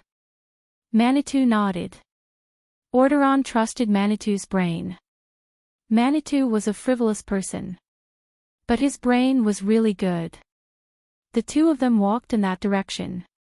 3 minutes later, they saw a cave in front of them. There were a few people in uniform at the entrance of the cave. They seemed to be doing some work there. But to be able to appear in this area, they were definitely not ordinary people. They don't seem very strong and they're not on our side. Should we attack? Don't attack yet. They don't look like combatants. Maybe they're the enemy's logistics. You hide here. I'll go up. If there's a conflict, you can sneak attack. Okay, got it. Manitou walked out of the bushes. When the few people saw Manitou, they didn't panic too much. They didn't show any hostility either. Henry glanced at Manitou. Someone found this place so quickly. Who are you? Manitou didn't let down his guard because of the other party's casualness. Don't be so nervous. We're not enemies. We're not on either side. We're in charge of setting up the scene, Henry said as he pointed at a wooden sign hanging at the top of the cave entrance. Dragon's Tomb. This wooden sign seemed to be newly hung, and it was still relatively new. Air. Manitou was speechless. So, they were logistics workers. Do we need to wait for you to finish setting up before we can go in? Manitou asked. You can go in now. The actors, no, the NPCs are in place. The scene is still being set up. If you want to go in, you can go in now. Manitou gestured to Orderon, who was in the bushes behind. Orderon walked out of the bushes. Manitou, what's going on? Manitou explained and said, this dragon's tomb should be a pocket dimension. Maybe there are some clues or items. The two of them entered the cave with the sign. Along the way, there were a few workers in uniforms going in and out. After entering the deepest part of the cave, the two of them were shocked by the scene before them. The interior of the cave was very large, and in the middle of it, there was a true giant dragon nesting. Most importantly, there were not only giant dragons in the cave, but also a few staff members who were decorating the scene. For example, placing some dragon bones in a corner or splashing some red liquid on the walls of the cave. One of the staff members stood in front of the dragon. Your Excellency Sabonis, have you memorized the script? All right, don't disturb my sleep. I've already memorized it, Sabonis said impatiently. Audrin and Manit were in a bad mood. Was there a need to go so far? A real dragon actually came here to act as an NPC. Isn't this a little too extravagant? Hey, someone's coming. Seeing Audrin and Manette come in, the staff member said, please wait a moment. It'll be ready soon. Your Excellency Sabonis, the players are here. It's up to you now. Sabonis propped up his huge body. Under his body, Orderon and Manet's legs turned to jelly. Don't tell me you want us to fight him. You'll die, right? Mortals, you've trespassed into the forbidden area. Sabonis started and then forgot what to say. The staff member didn't leave. He was still not far away, waving his hands and looking very anxious. Please wait a moment. Sabonis took out a huge script. At least, it was huge for ordinary people. Then, he read from the script. Mortals, you've trespassed into the forbidden area of the dragon race. Give me a reason not to kill you. Manit and Orderon were speechless. Manit hesitated for a moment, then stepped forward and cooperated with Sabonis' performance. Your Excellency Dragon, we didn't mean to offend you. We followed the guidance of fate and passed through this place. No matter what, you've already stepped into the forbidden area and disturbed our ancestors' eternal slumber. So, you now have two choices. Either you accept our ancestors' test, or you die here and accompany our ancestor for all eternity. May I ask what the test is? Both of their hearts were pounding. Please don't fight me. Even if you only use 1/10 or 1/100th of your strength, we'll still be trampled. We can't win. It's definitely impossible to win. What are your professions? Sabonis asked. I'm a hero. I'm a spellcaster.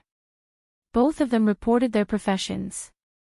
Then, let's start with you, hero. Sabonis pointed at Orderon with his dragon claw. Sabonis's dragon claw was even bigger than Orderon and Manit. So, are you ready?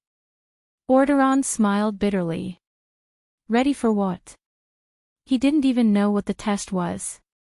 In any case, if he were to fight a dragon, he definitely wouldn't be able to win. Even if he was 10 times stronger, he still wouldn't be able to win. Yes, I'm ready. Orderon nodded. Although he had the intention to give up struggling. However, Aodilan was still on high alert. Suddenly, a terrifying aura erupted from Sabonis's body. Dragon's might. Orderon almost knelt on the ground. Such a terrifying pressure. He felt as if the entire world was pressing down on him. Even breathing became extremely difficult. Orderon's body was on the verge of collapse, as if he would fall the next moment. But Orderon still held on. His feet seemed to be rooted to the ground, barely maintaining his balance. Suddenly, Orderon's body felt light. All the dragon aura disappeared. Orderon almost fell to the ground. Very good. You've passed the test. Your courage has been recognized by the ancestors. The ancestors are willing to bless you.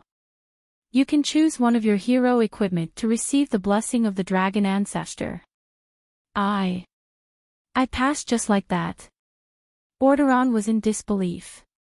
Although he had the intention to give up a few times. But when Sabonis said that he passed the test and even received a reward, Orderon still couldn't believe it. Orderon was still in disbelief. After all, he was facing a real WIRM.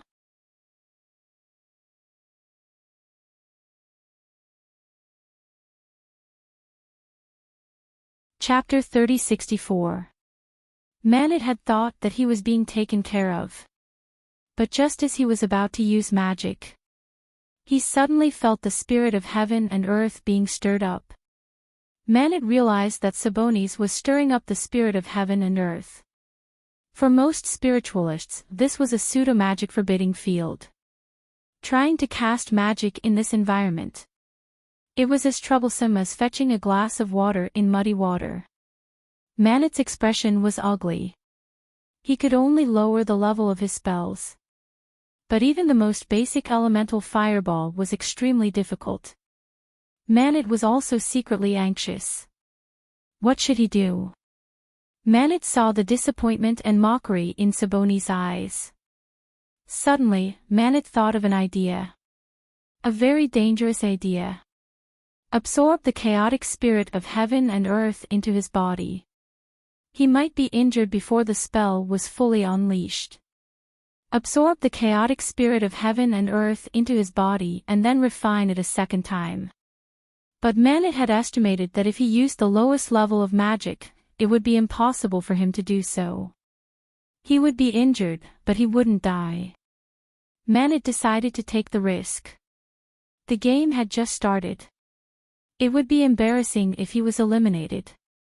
Of course, there was another more important reason. Manit came from a small family. There were only 2 or 3 kids and pitifully few resources. The so-called small family was actually just 3 households with a dozen people. How scarce were resources? For a low-level magic tool, 3 generations of 3 households had schemed against each other for more than a decade. From his grandfather's generation to his cousins of this generation. All sorts of plots and schemes had been used just to get this magic tool. Manet's family was the one that had failed. And as compensation, he got a spot in the supernatural youth fighting competition. He had thought that this was a useless competition. But after participating in this competition, he realized that his standards were too low. Not to mention the organizers, just the other participants. There were all sorts of magic tools that were much more powerful than the magic tool in his family. As for the organizers, the supernatural organization, their generosity was even more shocking. And Manet got some uncertain information from the grapevine. A few eliminated contestants had joined the supernatural organization. Every time Manet said that he was going out to play, his main purpose wasn't to eat, drink, and have fun, but to find out some information. He confirmed the authenticity of this information. He also found out that one of the siblings was favored by the supernatural organization. Their names were Disser and Syldia. This pair of brother and sister were very weak. At the very least, most of the participants were not weaker than them. But they were favored by the supernatural organization. This meant that the supernatural organization wasn't interested in their power. Come to think of it, it made sense. As long as he joined them, he would definitely be able to obtain resources that far exceeded that of a small family. Therefore, the current level of strength was insignificant. Either they were chosen by the supernatural organization, or they had shown potential to attract the supernatural organization. Either that or they had special skills and abilities. So Manet also wanted to become a member of the supernatural organization. In that case, he didn't just have to display his strength. In fact, the main task was not to display his strength. Instead, he wanted to display his potential and abilities. This was also the reason why he teamed up with A.O. Duluan and not the rest of the team. If there were more people, it would be less conspicuous. In the case of a two-person team, the individual performance opportunities were highlighted. Moreover, in the case of a large group, there were many times when they couldn't control themselves. That was why Manet didn't want to fall at this moment. The supernatural organization had already displayed a shocking amount of power. The first trial might seem ordinary. But that time, the Watcher was extremely powerful. As for the game this time, it was called a game. But it was an extraordinary game. After all, in this world, a force that could organize and arrange such a realistic RPG game was not a simple force. As for entering the government department, Manet didn't even think about it. Eaglehound sounded like a big name and seemed to have great power. But in reality, they were the police of the spiritual world. They worked like a cow, received a dog's salary, and faced dangerous situations. So no matter how he thought about it, the supernatural organization was the most suitable for his goal. They had power, and enough capital. And the environment to grow up in. These were all things he dreamed of. Sabonis's eyes lit up. Manet's aura changed. Manet had no secrets in Sabonis's eyes. The difference in power and level. This allowed Sabonis to see through Manet at a glance. Magnet's palm began to glow red, and a small but stable fireball appeared in front of Sabonis. Manet pushed and the small fireball smashed into Sabonis's face. But this small fireball didn't even burn a single scale. The next moment, Manet spat out blood. His face was much weaker. "Not bad, little guy. You passed the test too," Sabonis said. Sabonis said, "I think highly of you. I see wisdom in you. Now, you can also receive the same reward." Sabonis paused and said, "At the same time, you will also receive a piece of information. Head to Death Canyon. There's a witch cursed by death there. She was an adventurer from 1,000 years ago. She and her teammates defeated the evil god, but she was also cursed by the evil god. She has been looking for a new generation of adventurers who can inherit her power. Maybe you are the people she is looking for. Respected dragon, can you tell us who are the people who want to break the evil god seal? Hey, Sir Sabonis, you can't say that. The staff beside him quickly stopped him. All right. Sabonis shrugged. This is also part of the game. You can decipher it yourself. Actually, I don't like my current character. Boss should have arranged another identity for me, like the final boss or something. At least let me be a battle type.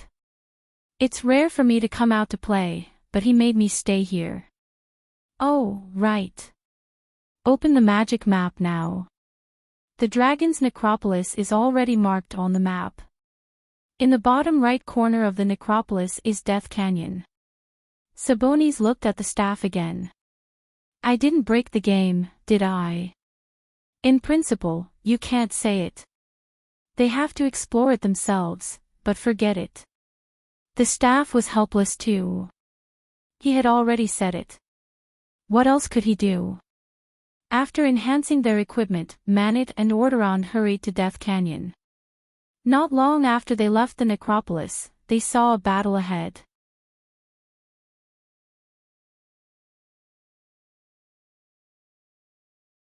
Chapter 3065. One side of the battle was the main force. The other side was the evil spirit emitting a cold aura. Spirit bodies that could go shopping during the day were basically not ordinary spirit bodies. It was afternoon and the sun was high in the sky. It was the time when the yang energy was at its strongest. It was almost June and the weather was getting hotter.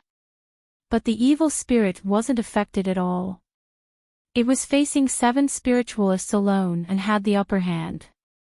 Not only was it unaffected, but the surrounding environment had also turned cold. The trees and flowers were covered in a layer of frost. Can't you fucking do something? I can't keep acting anymore, Pamela said unhappily. You can't get close to me. Can't you attack from afar?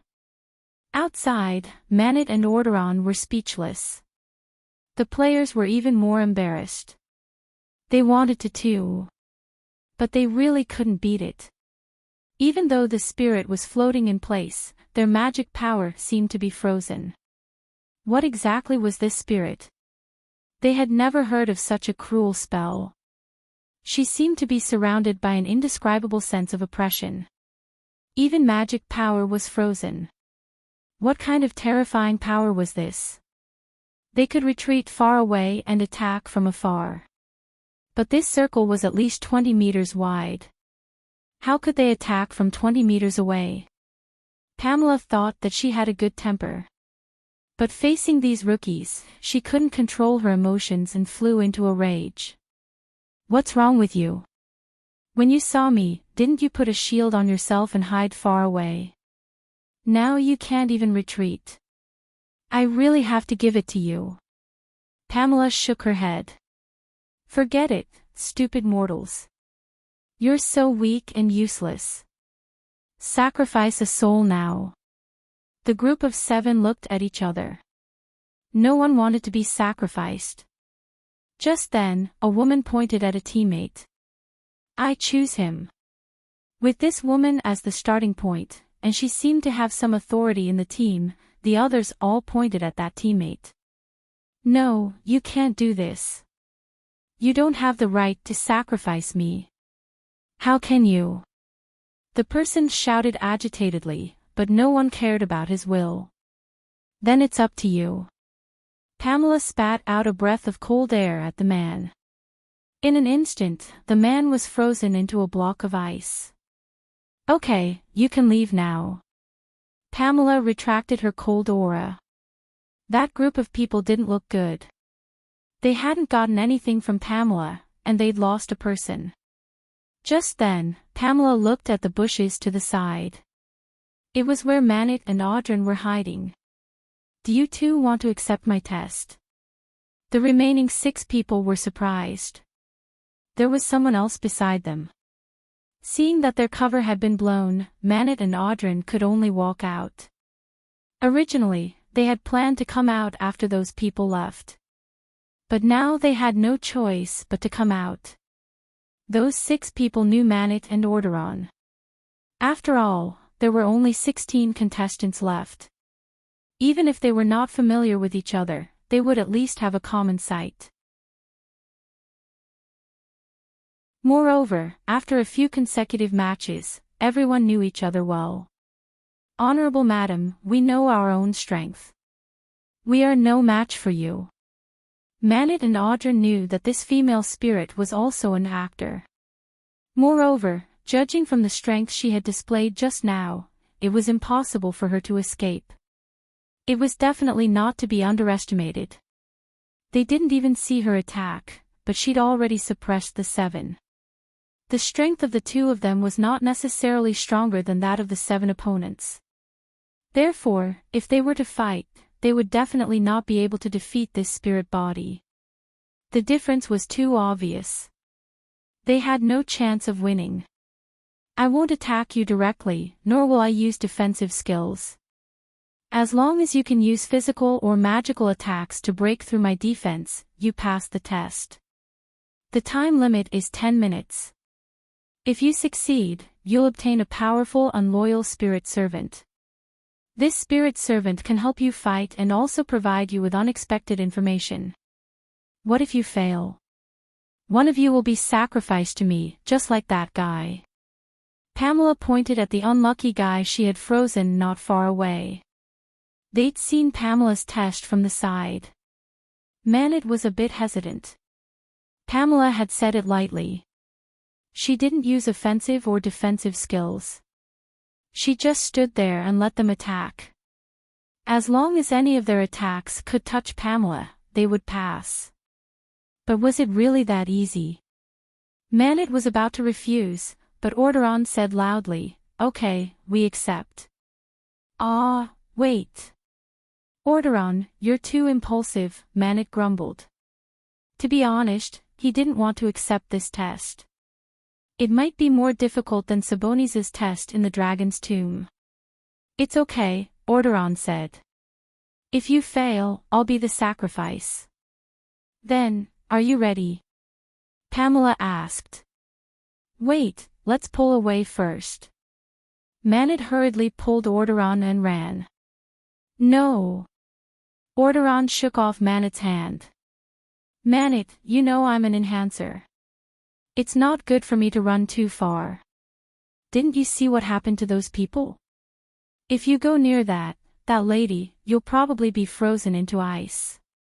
"I'm not afraid." Manet smiled bitterly. It wasn't a matter of whether he was afraid or not. Forget it. Manet ran 20 meters away by himself. On the other hand, Aodoluin stood about 10 meters away. Suddenly, a terrifying cold current exploded from Pamela's body again. Manet stood 20 meters away, even though he could feel the cold air blowing against his face. He also felt the cold current, but it didn't affect him much. As for Aodoluin, who was standing about 10 meters away, he was having a hard time moving. Manet was shocked. Just now, he had sensed Pamela's power but didn't think much of it. But now that he was facing her, he realized it wasn't like that at all. This spirit wasn't any weaker than Sabonis. The cold current hid a faintly discernible and terrifying aura. It all meant that she wasn't an ordinary spirit. Standing in front, Audryn felt it even more strongly. "Manet. Stand behind me." Manet immediately understood Audryn's intention. He wasn't stupid. He actually had such an idea. Audryn wanted to block the cold current himself and let Manet attack.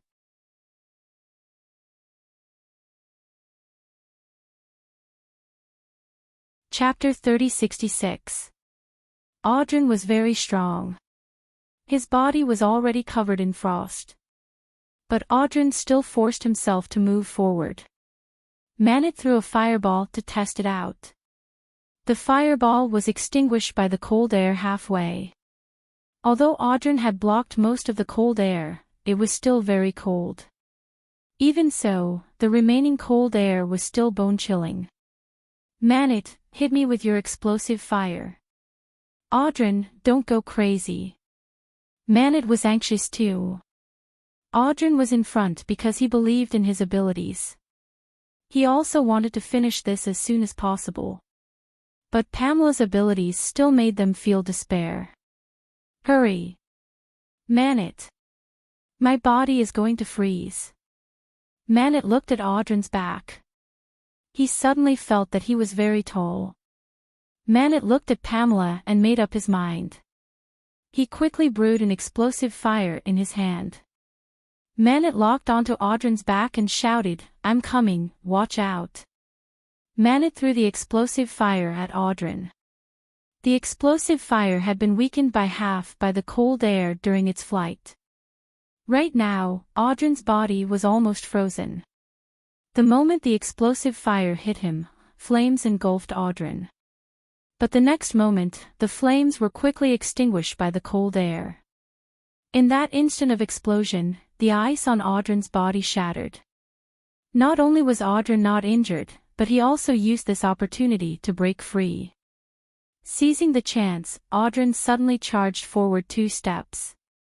However, even these 2 steps were extremely precious to him. Audryn could not take another step. Again. Use a stronger fire spell. Pamela's lips curled into a smile. The cold air was slightly weaker. Man-it's performance was above average. And Audryn's performance was extraordinary. Man-it remained to be seen. Just this performance alone was enough for him to stand out in the eyes of the observers behind the scenes. So, there was a high chance that Audryn would become her colleague. Of course, even if he entered the supernatural organization, he would most likely be an outer member. After all, he was still too weak and didn't have many special characteristics. In fact, the bosses in charge of the level had another identity. That was the hidden judge. Besides them, there was another group of people watching in front of the screen. "This guy's not bad. He has some battlefield intelligence," Jolanash said. "What's his name again?" "A.O. DeLuin." Gaia said, "It's a pity that his personality overlaps with mine. Otherwise, he would be a very good teammate when he grows up." "You can join our team," Moyle said. "At least half a year later." "He's still too weak," Engelite said. Holmes Davis and Nina stood behind the crowd. Neither of them dared to speak. They were both newcomers, and they were only outer members. Apart from the 2 of them, everyone else was an official member. To them, they were all big shots. However, they were still lucky. Although he was an outer member. However, their talents and compatibility were not bad. Therefore, it had already been reserved by Gaia and Engelite. So now they had the honor of being the audience. "Captain Gaia, those people over there seem to have quite a bit of strength. At the very least, they are not inferior to these 2, Nina said. "No, their brains aren't good." Gaia shook his head. "Not only do they have no special characteristics, they don't know how to cooperate. In the end, they even forcefully sacrificed one person. If one of them didn't vote, I could have brought that person into the supernatural organization, but none of them refused to vote. These people will definitely not enter the supernatural organization. That wasn't teamwork. That was betrayal. No one would like such people. No matter how strong or talented they were. The supernatural organization wouldn't want them. And no team would want people who would sacrifice one person for everyone's safety in times of danger. That Man-it isn't bad too. Reiko, I think he's suitable for your team." "Don't ask me," Nagasaka Reiko said. "I can't make the decision without the captain." Nagasaka Reiko was in Hallie's team. Because Halley's had a performance mission, Nagasaka Reiko was in charge of supervising the selection of reserve members. Every team would either have their captain or their team members here. It was mainly to select reserve members for each team. He's strong and smart, Engelite said. He can calmly analyze the situation in a situation like this and react calmly. He's above average, but his perception is weak. Didn't he notice that Pamela's power has weakened? He can walk forward a few meters and close the distance between him and Pamela. His magic should be from a small family, Jolanash said. It's not easy for him to reach this level. Do you expect him to learn anything else? Also, the smaller families basically give up on perceptual spells. They focus more on offensive spells, Jolanash said. That Manit also used elemental magic, and he knew all 4 elements.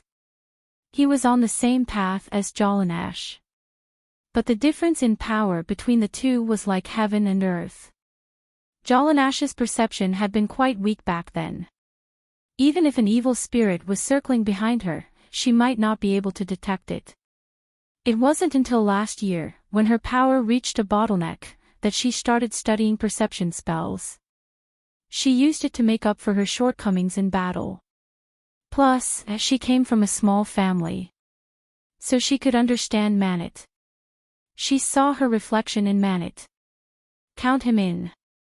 He'll join my team. I'll lead him, Jolanash said. Back at the scene, Manit and Orderon finally passed Pamela's test. Of course, that was if Pamela secretly went easy on him. It couldn't be helped. If Pamela really gave them a hard time, all the players together wouldn't be able to pass. As for whether they gave them a hard time or not, it depended on Pamela's impression of them. For example, the group of players not far away. Pamela's impression of them couldn't be worse. The 6 people standing in the distance all didn't look good. The woman in the lead's face was as cold as ice. Aluntarai, they passed. Shut up. I have eyes, Aluntarai said coldly. Aluntarai said coldly, they're just stepping on us. If we didn't find out that spirit's ability first, the 2 of them wouldn't have ended up any better than us. So we're just going to let them go. Let them take all the benefits? Wait, let's follow them, Aluntarai said softly. Aluntarai said softly, I want them to know that it's not that easy to take advantage of me.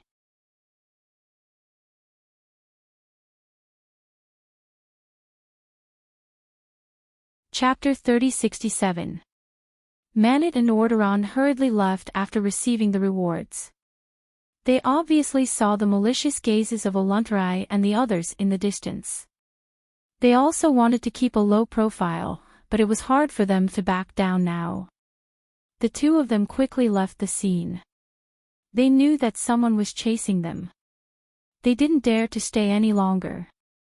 But it wasn't like they had no chance of winning. The rewards they had just received were quite tempting. While running, Orderon said, Manit, we might not be weaker than them now. Why should we run? That's right, the 2 rewards had made Orderon and Manit's strength soar. Orderon was even a little giddy. In the spiritual world, 1 + 1 wasn't equal to 2. The effect of increasing strength wasn't as simple as adding or subtracting. Orderon, you're wrong. We're avoiding them not because there's a difference in strength between us and them. Manit shook his head and said, first of all, we have to ensure the faction's victory. That's the biggest prerequisite. This game isn't as simple as a game. I believe that any of our choices will affect our final judgment. If we make sacrifices for the sake of victory, as long as there's value, individual sacrifices are acceptable. That's why we need to avoid infighting. I don't know if there's a spy among the group that's chasing us, but I'm sure that most of them are from our faction. That's why if we fight them, no matter who wins or loses, the Justice faction will suffer in the end. And to clear this game, we definitely can't just rely on you and me, so we have to avoid battles that need to be avoided. Also, this is for our own protection. If we fight them, no matter who wins or loses, it's very likely that the spy will benefit from it. Right now, we can't confirm who the spy is, so we have to avoid contact with other players as much as possible. At this moment, Manit took out a small bottle and injected a bit of mana into it. A spirit emerged from the bottle. Master, I'm your servant, Mallory. I'm not a combat-type spirit. My character is an observer spirit. What can I do for you?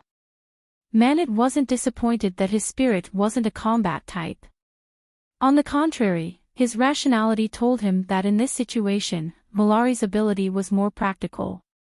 Is there any way to get rid of those people behind us?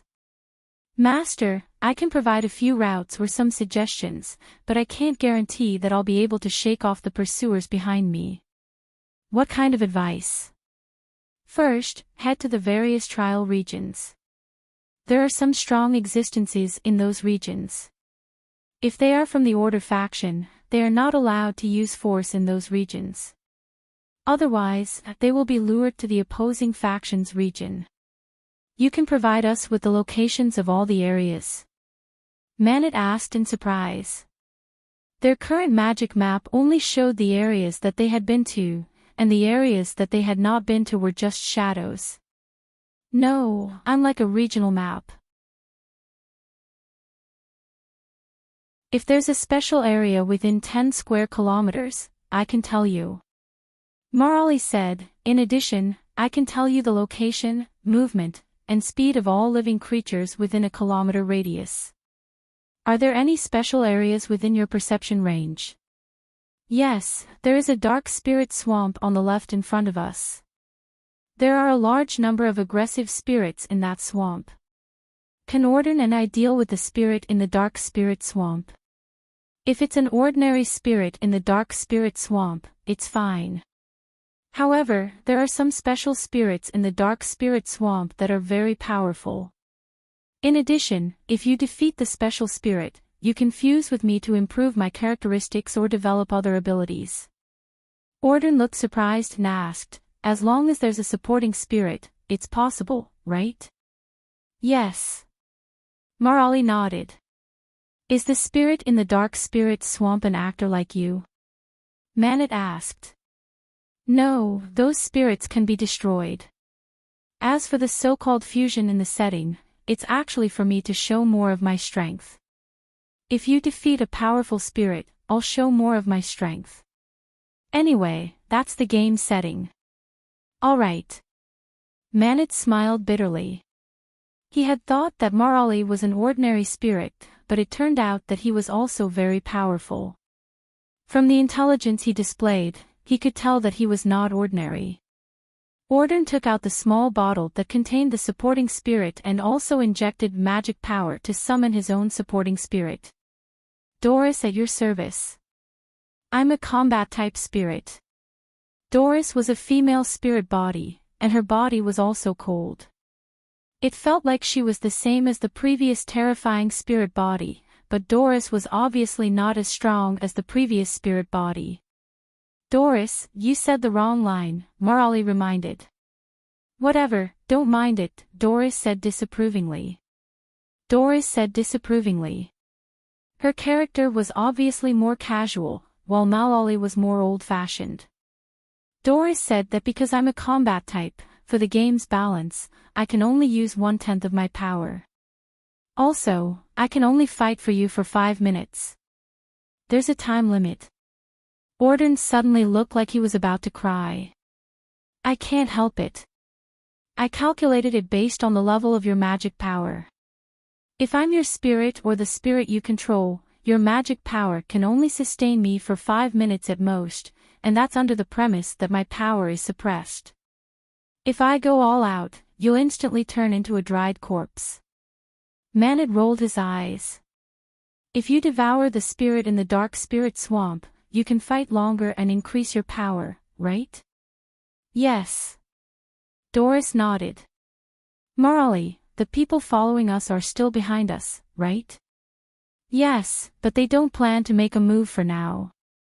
Is there a way to hide our tracks? My main function is detection and perception. Hiding isn't part of my ability settings. Manet was helpless. He could tell that it wasn't that Marley couldn't do it, but he couldn't. Let's speed up. I can cast Speed of the Cold Wind on you, Doris said. Speed of the Cold Wind. Aren't you a combat type? Although I'm a combat type, I can still use it, Doris replied.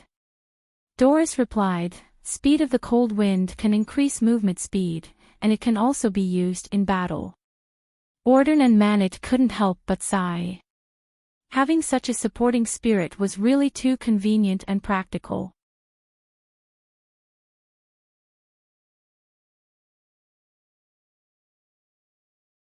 Chapter 3068. They suddenly sped up. Quick, let's pick up the pace, Aluntarai ordered. However, the more they chased, the further they were left behind. Unless they all used their mana and used acceleration spells.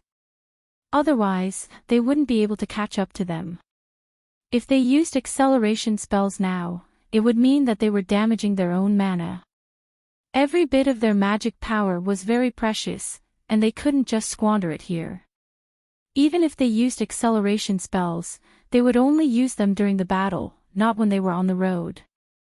Therefore, the end result was that they were left behind. In the end, they completely lost track of them. They knew that the two in front must have used acceleration spells. However, they didn't have the courage to do so. Maintaining acceleration spells for such a long time would only result in one of them running out of mana. It was indeed a strategic value to chase after them now. However, they needed at least 2 people to use acceleration spells to maintain their speed. However, who would be willing to choose 2 out of 6 people to run out of mana? Everyone was in an alliance, not a superior and subordinate relationship. Sacrificing one before had already caused their relationship to become strained. No one would be willing to sacrifice themselves at this moment. Everyone stopped. They didn't look too good. Those 2 must be from the evil faction, Aluntarai said while clenching her teeth. Maybe they didn't team up with us, it doesn't mean they are from the evil faction. Aluntarai frowned and looked at the player who disagreed with her. Gru, what do you mean by this? Don't tell me you're with them. I think you are. Gru retorted without fear, I noticed that you have been inciting infighting since we started working together. You even assumed the role of the leader.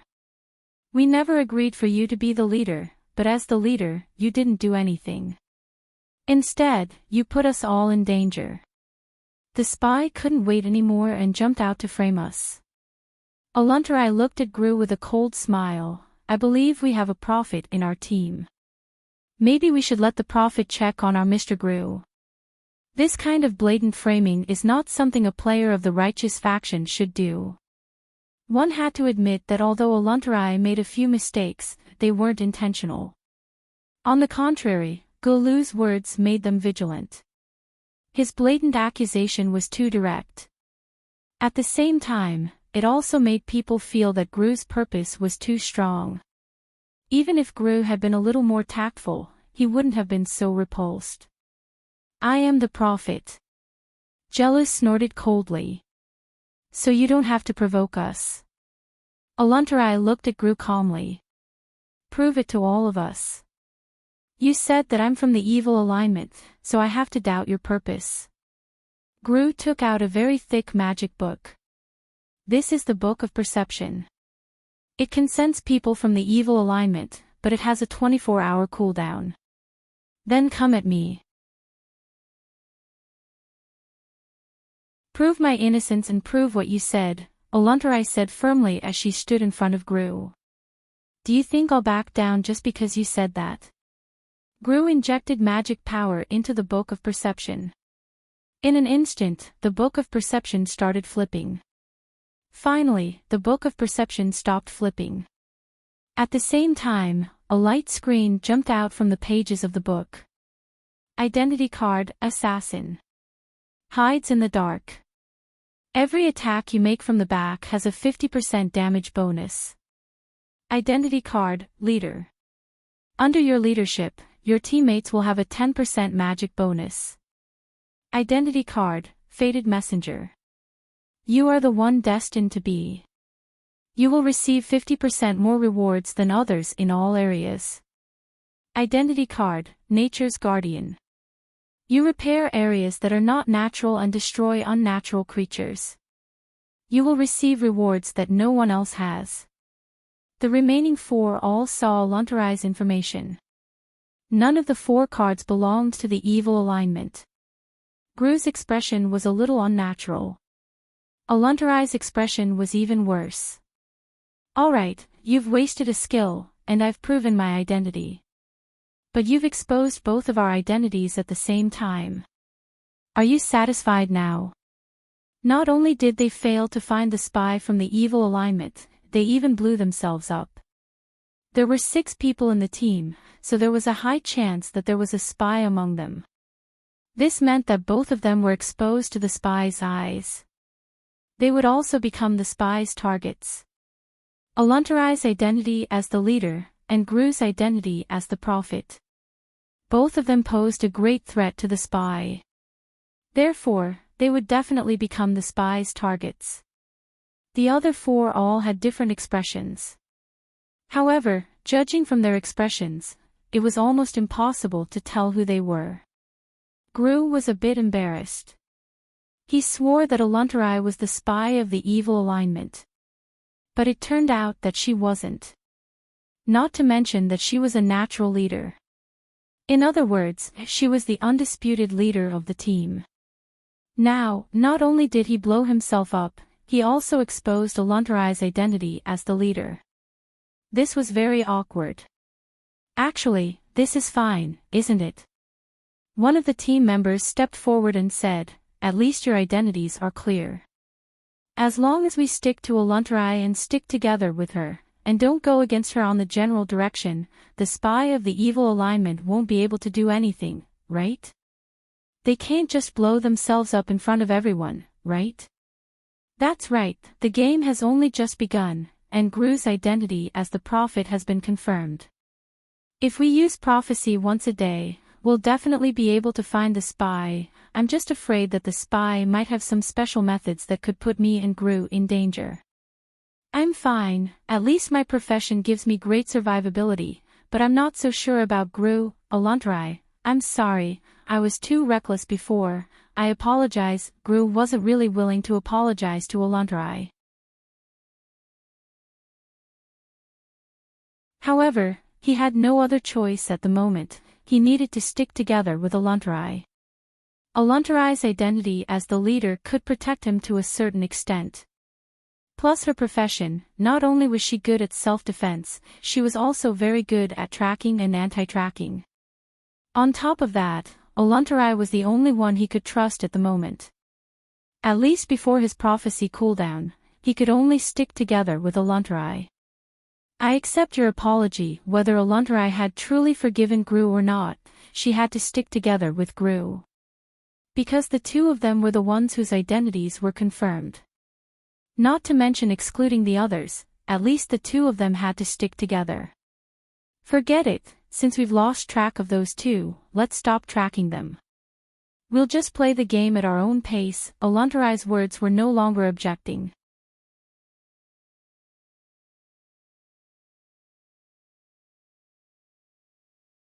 Chapter 3069.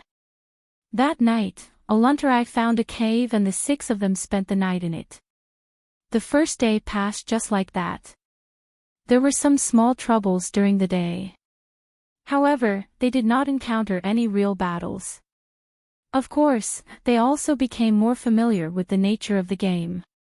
In the evening, an unexpected enemy showed up and forced them to fight. It was a moderate victory. Then, just like in the game, they obtained some equipment. This gave the Chi warriors, who were originally in a weakened state, a shot in the arm. Midnight. Suddenly, they heard someone yelling.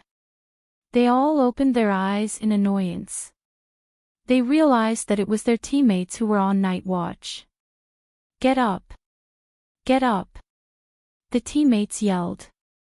They were all impatient. What are you doing? Why are you not sleeping in the middle of the night? Aluntarai stood up and asked with a frown, what's going on? There's danger, I feel danger. The teammate on night watch said. What? You called us because you sensed danger. Are you crazy? Shut up, all of you. Aluntarai scolded and turned to the teammates. You said you sensed danger. Instead of being in danger. Captain, my first identity is a boxer, and my second profession is an explorer. Explorers have danger sense. My explorer's exclusive tool just warned us that danger is approaching. Get up, all of you. Aluntarai yelled. If you don't want to get up or keep complaining, get out of the team. Now! Now! Although the teammates were not happy about it, they still got up. What else did you sense? It's not humans. It should be monsters. I'm not sure how many of them there are, but their danger sense is quite strong. In other words, there is a certain level of danger. But we should be able to handle it. Aluntarai nodded. Everyone, get ready for battle. Soon, a large group of monsters appeared outside the cave. Their pupils were especially obvious under the night sky. Soon, the monsters showed up. There was no communication. It was just a fight. The scene was extremely chaotic. They were competitors after all, and they did not know each other for long. Therefore, they did not cooperate during the fight. They attacked wherever they went. Occasionally, one or two tried to cooperate. The result was that they interfered with each other. Don't force yourself to cooperate. Aluntarai said, keep some distance from each other in case the spies try to assassinate you. Gru unconsciously moved closer to Aluntarai. Aluntarai's words reminded him of something. Apart from Aluntarai, everyone else was unreliable. Suddenly, Groucho froze. Gru, don't just stand there. This is a battlefield, not a place for you to daydream. Aluntarai yelled in dissatisfaction, Gru, did you hear that? Gru looked at Aluntarai with a bitter face. I'm dead. What? I'm out. I'm dead. Aluntarai didn't understand, and neither did the others. At this moment, a light shone from Gulu's body, binding Gulu. At the same time, this light also protected him from the attacks of the surrounding magical beasts. The battle lasted for an hour. They finally killed or chased away all the magical beasts. There were many spoils of war, more than what they had obtained in the battle yesterday evening. But no one was happy. Because Gru was dead. Gru was still rooted to the spot. Gru, what's going on? Why are you out? Who killed you? Aluntarai looked at Gru seriously. The others were also worried, because Gru's elimination was definitely not the work of the magical beasts. Because the magical beasts didn't even test him. Of course, they weren't sure how Gru died. Gru didn't have any magical beasts with him, but he didn't have any other teammates either. Gru died mysteriously in an empty field. I don't know either. I didn't feel any attacks, and all my equipment stopped working. At the same time, I also received a notification that I was fatally wounded. I'm dead, Gru said helplessly. How is that possible? Did it malfunction somewhere? I don't know, Gru didn't know either. You were fatally wounded, so you should know where you were wounded, right? Aluntarai asked. I don't know. Gru still gave the same answer. Can you give me any useful clues or not? Aluntarai's annoyed tone revealed her dissatisfaction. I don't fucking know what's going on either. Gru also cursed. I'm out, what can I say? He was more depressed than anyone else right now. He wanted to seek Oluntarai's protection. But in the end, he died mysteriously. The spy of the evil faction has a killing technique that we don't know about. If the spy really had such a killing technique, he would have done it a long time ago. Why wait until now? Maybe this killing technique requires special conditions, or the cooldown is too long, or maybe this technique has a certain success rate. If it fails, he would have exposed himself. Oluntarai frowned and glanced at everyone in the field. Was there anyone standing behind Gru just now? The scene was a little chaotic just now. I only know that no one was near Gru, but I don't know if there was anyone behind him. Everyone was either guessing or reminiscing about the past. However, no one had any solid evidence. The only person who could be cleared of suspicion was Oluntarai. Gru was trying to get close to Oluntarai to seek protection. Everyone could see Gru's intentions and actions. Gru had even personally verified Oluntarai's identity during the day. The night watcher Kirita could also be cleared as a suspect. If he didn't remind everyone earlier, they would probably still be asleep. When the demons arrived, they might not be completely wiped out, but at least they would have lost more people. Therefore, Kirita could barely be cleared as a suspect. However, someone stood up at this moment. Kirita is suspicious. What? You're saying I'm suspicious? Kirita was furious. What do you think I'm suspicious of? Maybe Gru wasn't knocked out by a magic attack. He was cursed or poisoned, maybe while he was sleeping. Kirita was a night watcher at the time, so he's the most likely suspect. Even Gru looked doubtful at this moment. Oluntarai waved her hand. Do you think we were all asleep? No one could sleep soundly in such an environment. If Kirita did anything wrong, more than 3 people would have jumped up. So, your speculation is too far-fetched.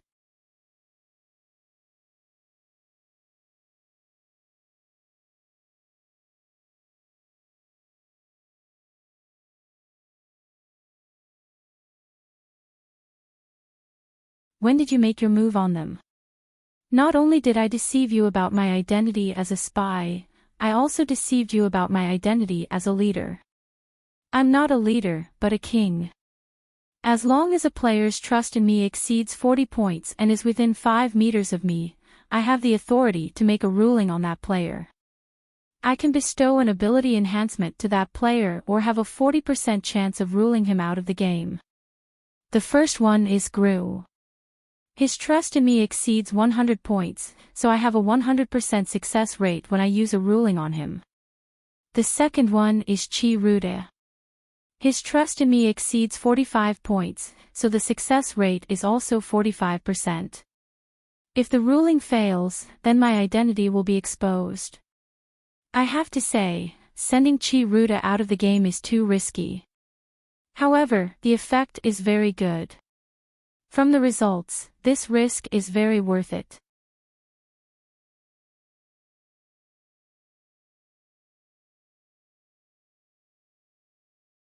Chapter 3071.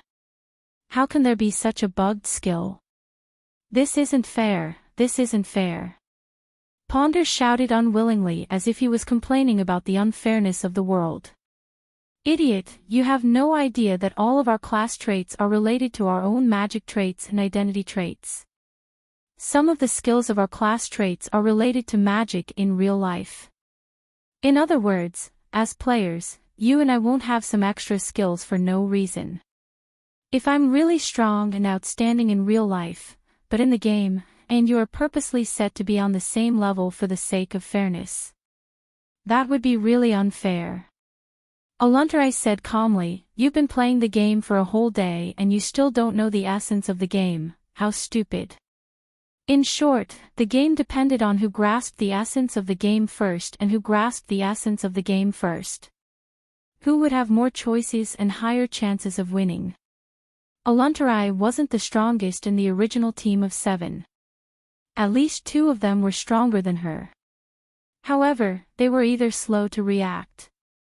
Before they could fully adapt to the game, they were toyed to death by Oluntarai. Or they weren't smart enough. They didn't understand the essence of the game until they died. So, they were all eliminated by Oluntarai in the end. As a small team of 7 people, they had a lot of experience. Starting from the first sacrifice. The time bomb had already been planted. The first sacrifice made everyone's alliance go up in smoke. Everyone started to reject and be wary of others. At this moment, if someone appeared who could win the trust of everyone or even most of them, then this person would have a high chance of dominating the remaining few. Oluntarai did it. Of course, she had her own ability to do it. At the same time, she needed a bit of luck. In fact, if she was more confident, Oluntarai still had the confidence to eliminate all of them in a few days.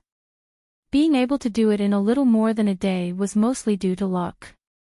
Even though those who were eliminated were unwilling, the outcome was already decided. However, the outcome was already decided. At the very least, their elimination was a foregone conclusion. This was an unchangeable fact. At that moment, Oluntarai suddenly sensed someone behind her. Oluntarai suddenly turned around. It was Carrie and Xiaohe. She remembered these 2 women. They were the 2 who gave her the identity card. Why are you 2 here? We are the main antagonists, Carrie said with a smile. More accurately, he's on your side. Xiaohe added, you've passed the test of being a spy. You've done it perfectly. So in principle, no matter who wins or loses in the end, you've passed the test. Am I out too? No, you haven't been eliminated. However, your quest rewards will be very generous. This will cause your in-game strength to far surpass other players. Therefore, if you continue to play the game, you don't need to use any tricks. You can just attack anyone from the righteous faction. That will basically guarantee you victory. Therefore, the positioning of your in-game character needs to be changed. Change to what? You will be the 3rd boss. Once the righteous faction's players have gathered, you will have a battle with them. Do I need to win or lose? You can use your full strength. You guys are the 1st and 2nd boss. The 2 of us are the 2nd boss. The 1st boss is the sealed evil god. If the righteous faction's players can defeat us within 5 days, you've passed the game. If you can't defeat us within 5 days, regardless of whether you can defeat us or not, the evil god will be released from the seal. By then, all players, including you, can challenge the evil god. Then I've passed the game. There's no point in challenging the evil god, right? Of course there's a point. If you can defeat the evil god. No, even if you perform outstandingly in this battle, you'll receive an unexpected reward. Of course, this reward is hidden. What reward? Relic. Oluntarai sucked in a cold breath. Relic. These 2 women really dared to say that. Relic. Relic would be something that everyone in the world would fight for. It was even possible for it to cause a bloodbath. But this game, relic as a reward. Is this a joke? Don't doubt it. Our teacher can still take out a relic, Carrie said. Of course, the prerequisite is that you perform outstandingly. If you face the evil god and get insta-killed, then don't even think about it. Although I've passed the game, it's only the 2nd day. I haven't experienced the fun of the game yet. Oluntarai sighed and said with pity. Actually, she was referring to something else. If you want to continue playing, then continue with your original identity and remove the spy identity. But you won't get any points from the game until you defeat the evil god. That works. This game is meant for people to experience, and it's also a trial by our teacher. As long as it doesn't affect the balance and fairness of the game, you're welcome to try. Aluntarai thought about it and understood. The reason why she was given special treatment was probably because the organizers didn't expect her to pass the game so quickly and even obtain rewards that exceeded the game's balance. Even Aluntarai didn't expect it. In fact, it wasn't because she was too outstanding. The key was that her ex-teammates were too weak. With just a few tricks, they were completely annihilated. So much so that Aluntarai didn't have the chance to experience more of the game. Relic reward. Aluntarai suddenly had an ambition in her heart. It was something she had never thought of before. But now, the thought was uncontrollably growing in her heart. For Aluntarai, relic only existed in legends. As a matter of fact, the relic that she had heard of and the few that were circulating in the world were all illustrious. She couldn't even look at them, let alone own them. But now, she realized that relic wasn't out of her reach. Although it wasn't within her reach yet. But at least she had a chance to get it. Not to steal or rob. She could get it fair and square. The two women said that she would get it if she defeated the evil god, or if she performed outstandingly. So, there was a chance to defeat the evil god in this game. Although she didn't know how powerful the evil god was. But it wasn't impossible. She had deliberately said those words for Carrie and Xiaohe to hear. If it was just based on the rewards she had gotten so far, it might have affected the game's balance. But it wasn't enough to guarantee that she could defeat the evil god. Unless she could grasp more game information and rewards.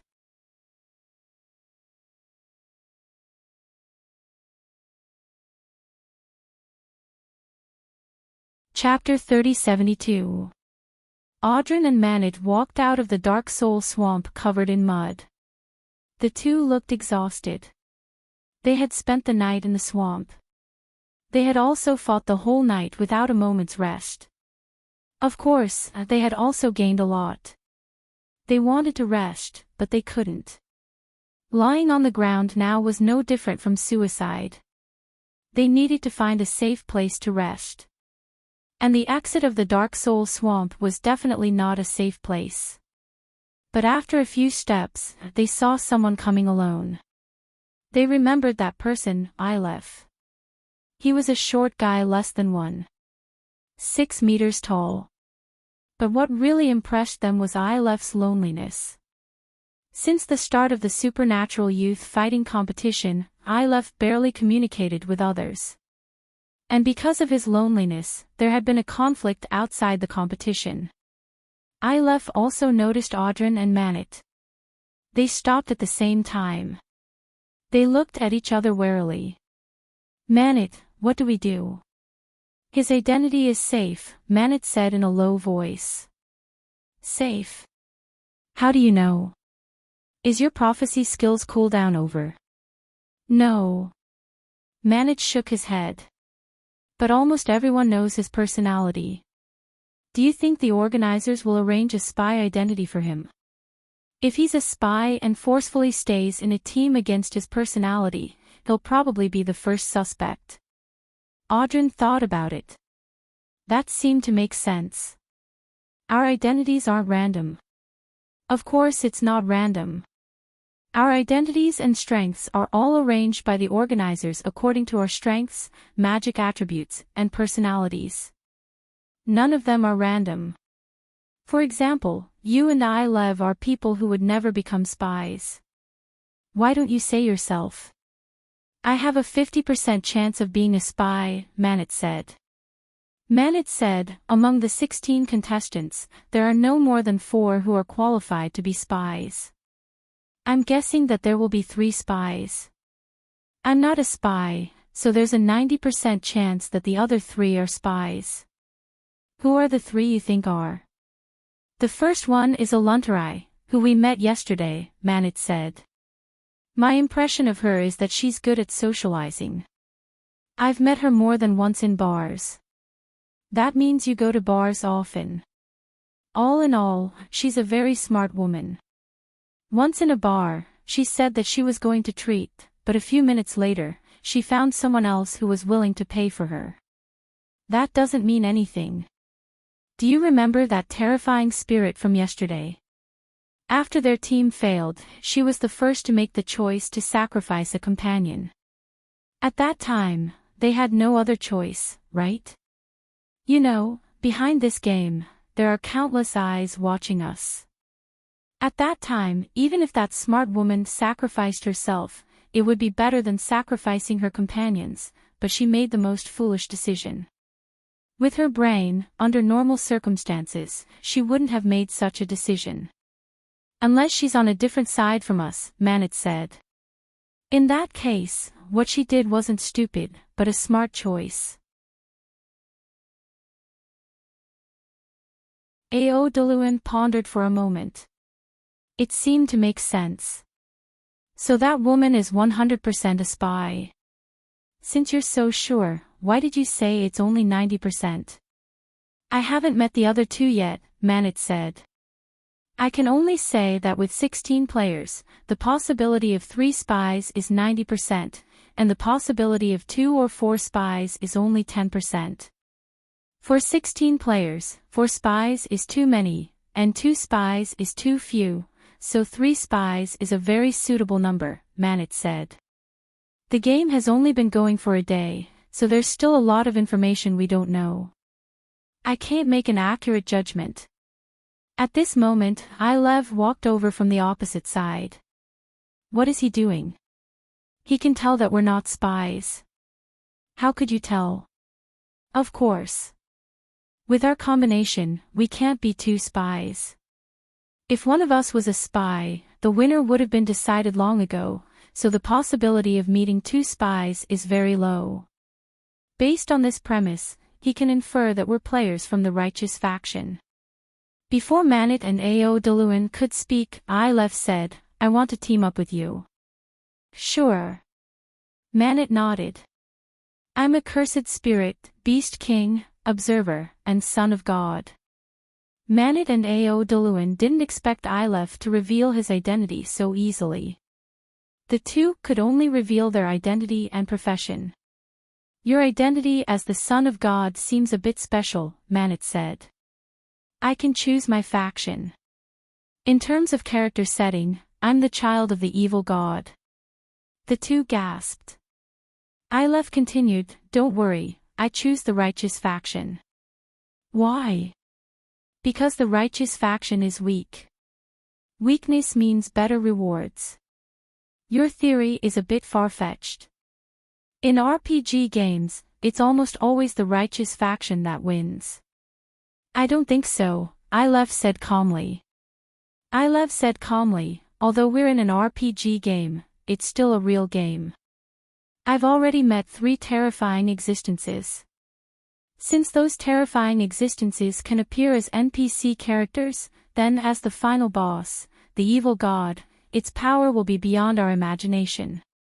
Perhaps we'll meet a real god. Of course, the possibility of that is very low, but it's still something we can't defeat through normal means. So, if we choose the righteous faction and perform exceptionally well, then the rewards will be very generous. Clap clap clap, suddenly, the sound of clapping came from the woods. Then, Oluntarai walked out from the woods. In an instant, the 3 of them showed hostility. Looks like there are quite a few smart people here. Oluntarai looked at the 3 of them with admiration.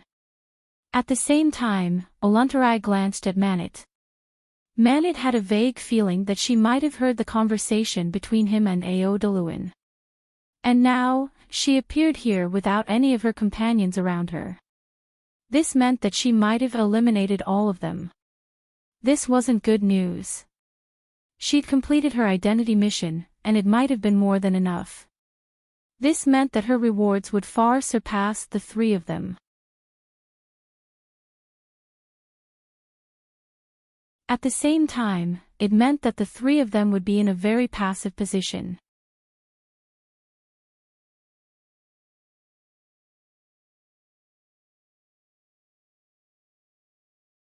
Chapter 3073. If I say I'm not here to fight you, would you believe me? Aluntarai smiled at the three of them who were filled with hostility. The three of them shook their heads. Aluntarai didn't explain her identity when she appeared. It meant that she had acknowledged her identity as a spy. However, the next moment, the three of them felt the world was spinning and they realized they couldn't move. The three of them were shocked as they looked at Aluntarai in disbelief. How was this possible?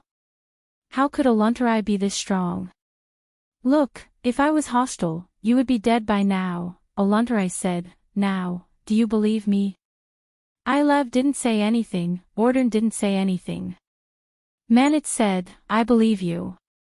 Instantly, the pressure that the three of them felt disappeared. The three of them looked pale. They didn't expect Aluntarai to be this strong. I suddenly feel that being a bad guy isn't fun, so I've decided to switch sides. Aluntarai smiled and said, so I want to build a team that can win. The three of them didn't believe Aluntarai. But they had no other choice. Aluntarai was too strong, to the point that they felt hopeless. Manit's brain was spinning rapidly as he stared at Aluntarai. Suddenly, Manit's mind flashed as he vaguely guessed something. Aluntarai seemed to have felt Manit's strange gaze and turned back to Manit. Turning back to look at Manit, he said you switched sides, so there are only two possibilities. One is that you have a special identity, like Ilev, and the other is that you've already cleared the game. Perhaps the game manager gave you special privileges, allowing you to switch sides. If you want to continue playing, there should be a direct benefit, right? This is my secret. If you guys cleared the game, you'll get the same information. Because of this, you guys have no authority in front of me. You can either choose to cooperate or be killed by me. There are still half of the players anyway, you guys aren't my only choice. Manit shook his head and said, no, we are your only choice. Don't you have some misunderstanding about yourself? At the start of the game, the manager manually eliminated one player and you killed 6.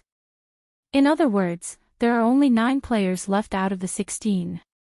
After a day, at least a third of the players who couldn't adapt to the game were eliminated. In other words, including you and us, there are only 6 left. Other than us, you can only find 2 to 3 more players at most. Plus, your individual quality and strength are still uncertain. It might not be hard if you want to clear the game with those 2 or 3 teammates, but if you want to complete the biggest challenge, like defeating the evil god, I'm afraid you're still lacking. The 3 of us have the quality and strength, so other than us, you need to find the remaining players to form a final team to challenge the evil god. This time, it was Aluntarai's turn to be silent. If you wanted to change factions to experience the game, then you wouldn't hesitate now. After all, with your current strength, you might be able to clear the game alone. You could even kill all the remaining players and become the only player to clear the game, or even clear it twice. However, you didn't do that. Instead, you used the excuse of teaming up with us. Therefore, your goal is definitely not as simple as clearing the game as a player from the righteous faction. You want to challenge the final evil god. Manit continued, the difficulty of defeating the evil god is undoubtedly unprecedented, which also means that the reward will be unprecedentedly generous. That's right, the reward for defeating the evil god will be very generous. Aluntarai didn't deny it. When communicating with smart people, lying would only cause them to lose the possibility of cooperation. Of course, Aluntarai didn't have to lie. She had the initiative to reveal the information. In terms of strength, she also had the absolute advantage. So she only had to hide the most important thing, the reward for defeating the evil god. Aluntarai looked at the 3 of them.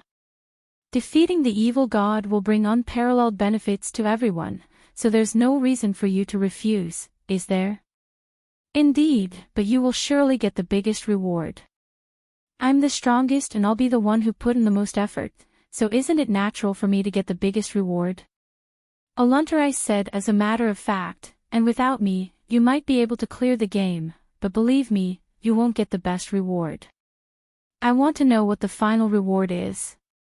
All I can say is that it will surpass your imagination. Aluntarai's vague description easily caused the others to have endless fantasies. Manit turned around and looked at Audryn and Ilef. What do you guys think? I can accept it, Ilef said. I'll listen to you, Audryn said. Fine, then we'll accept your invitation. That woman called Aluntarai has great abilities, wisdom, and luck, but I really don't like her methods, Angalit said. She's from the evil alignment, Jolanash said. This means that she has to win using unconventional methods, so I think there's nothing wrong with her methods. She was actually able to eliminate all 6 in one day in a 6-on-1 situation. I think her overall abilities are above average and she has great potential. In the supernatural organization, there were 2 completely different opinions about Aluntarai's performance. One side was disdainful and even disgusted by Aluntarai's schemes. The other side supported Aluntarai. They felt that all of Aluntarai's actions were normal and she was using the rules cleverly. As long as it was within the rules, it was reasonable. Chen Zhao hadn't seen the first day of the game, so he wasn't sure about Aluntarai's performance. But he still saw her performance on the second day. President, who do you support? You're judging her morals, but you've never doubted her abilities. As for her morals, we're not judges, nor are we picking saints. At the very least, she did a great job as a spy, didn't she? So, in principle, I support her. So, President, you support her joining the supernatural organization. I've seen her information. She's from a small family, but it's a branch of a large European family. I don't think she'll be interested in the supernatural organization. You're tuning in to the LoveLore Library YouTube channel. We're so grateful for your support and don't forget to subscribe to join us on this incredible journey through captivating stories. Your generosity through donations truly makes a world of difference, as it's the primary source of revenue that allows me to expand and enhance this channel for you. Thank you from the bottom of my heart for being a part of this adventure.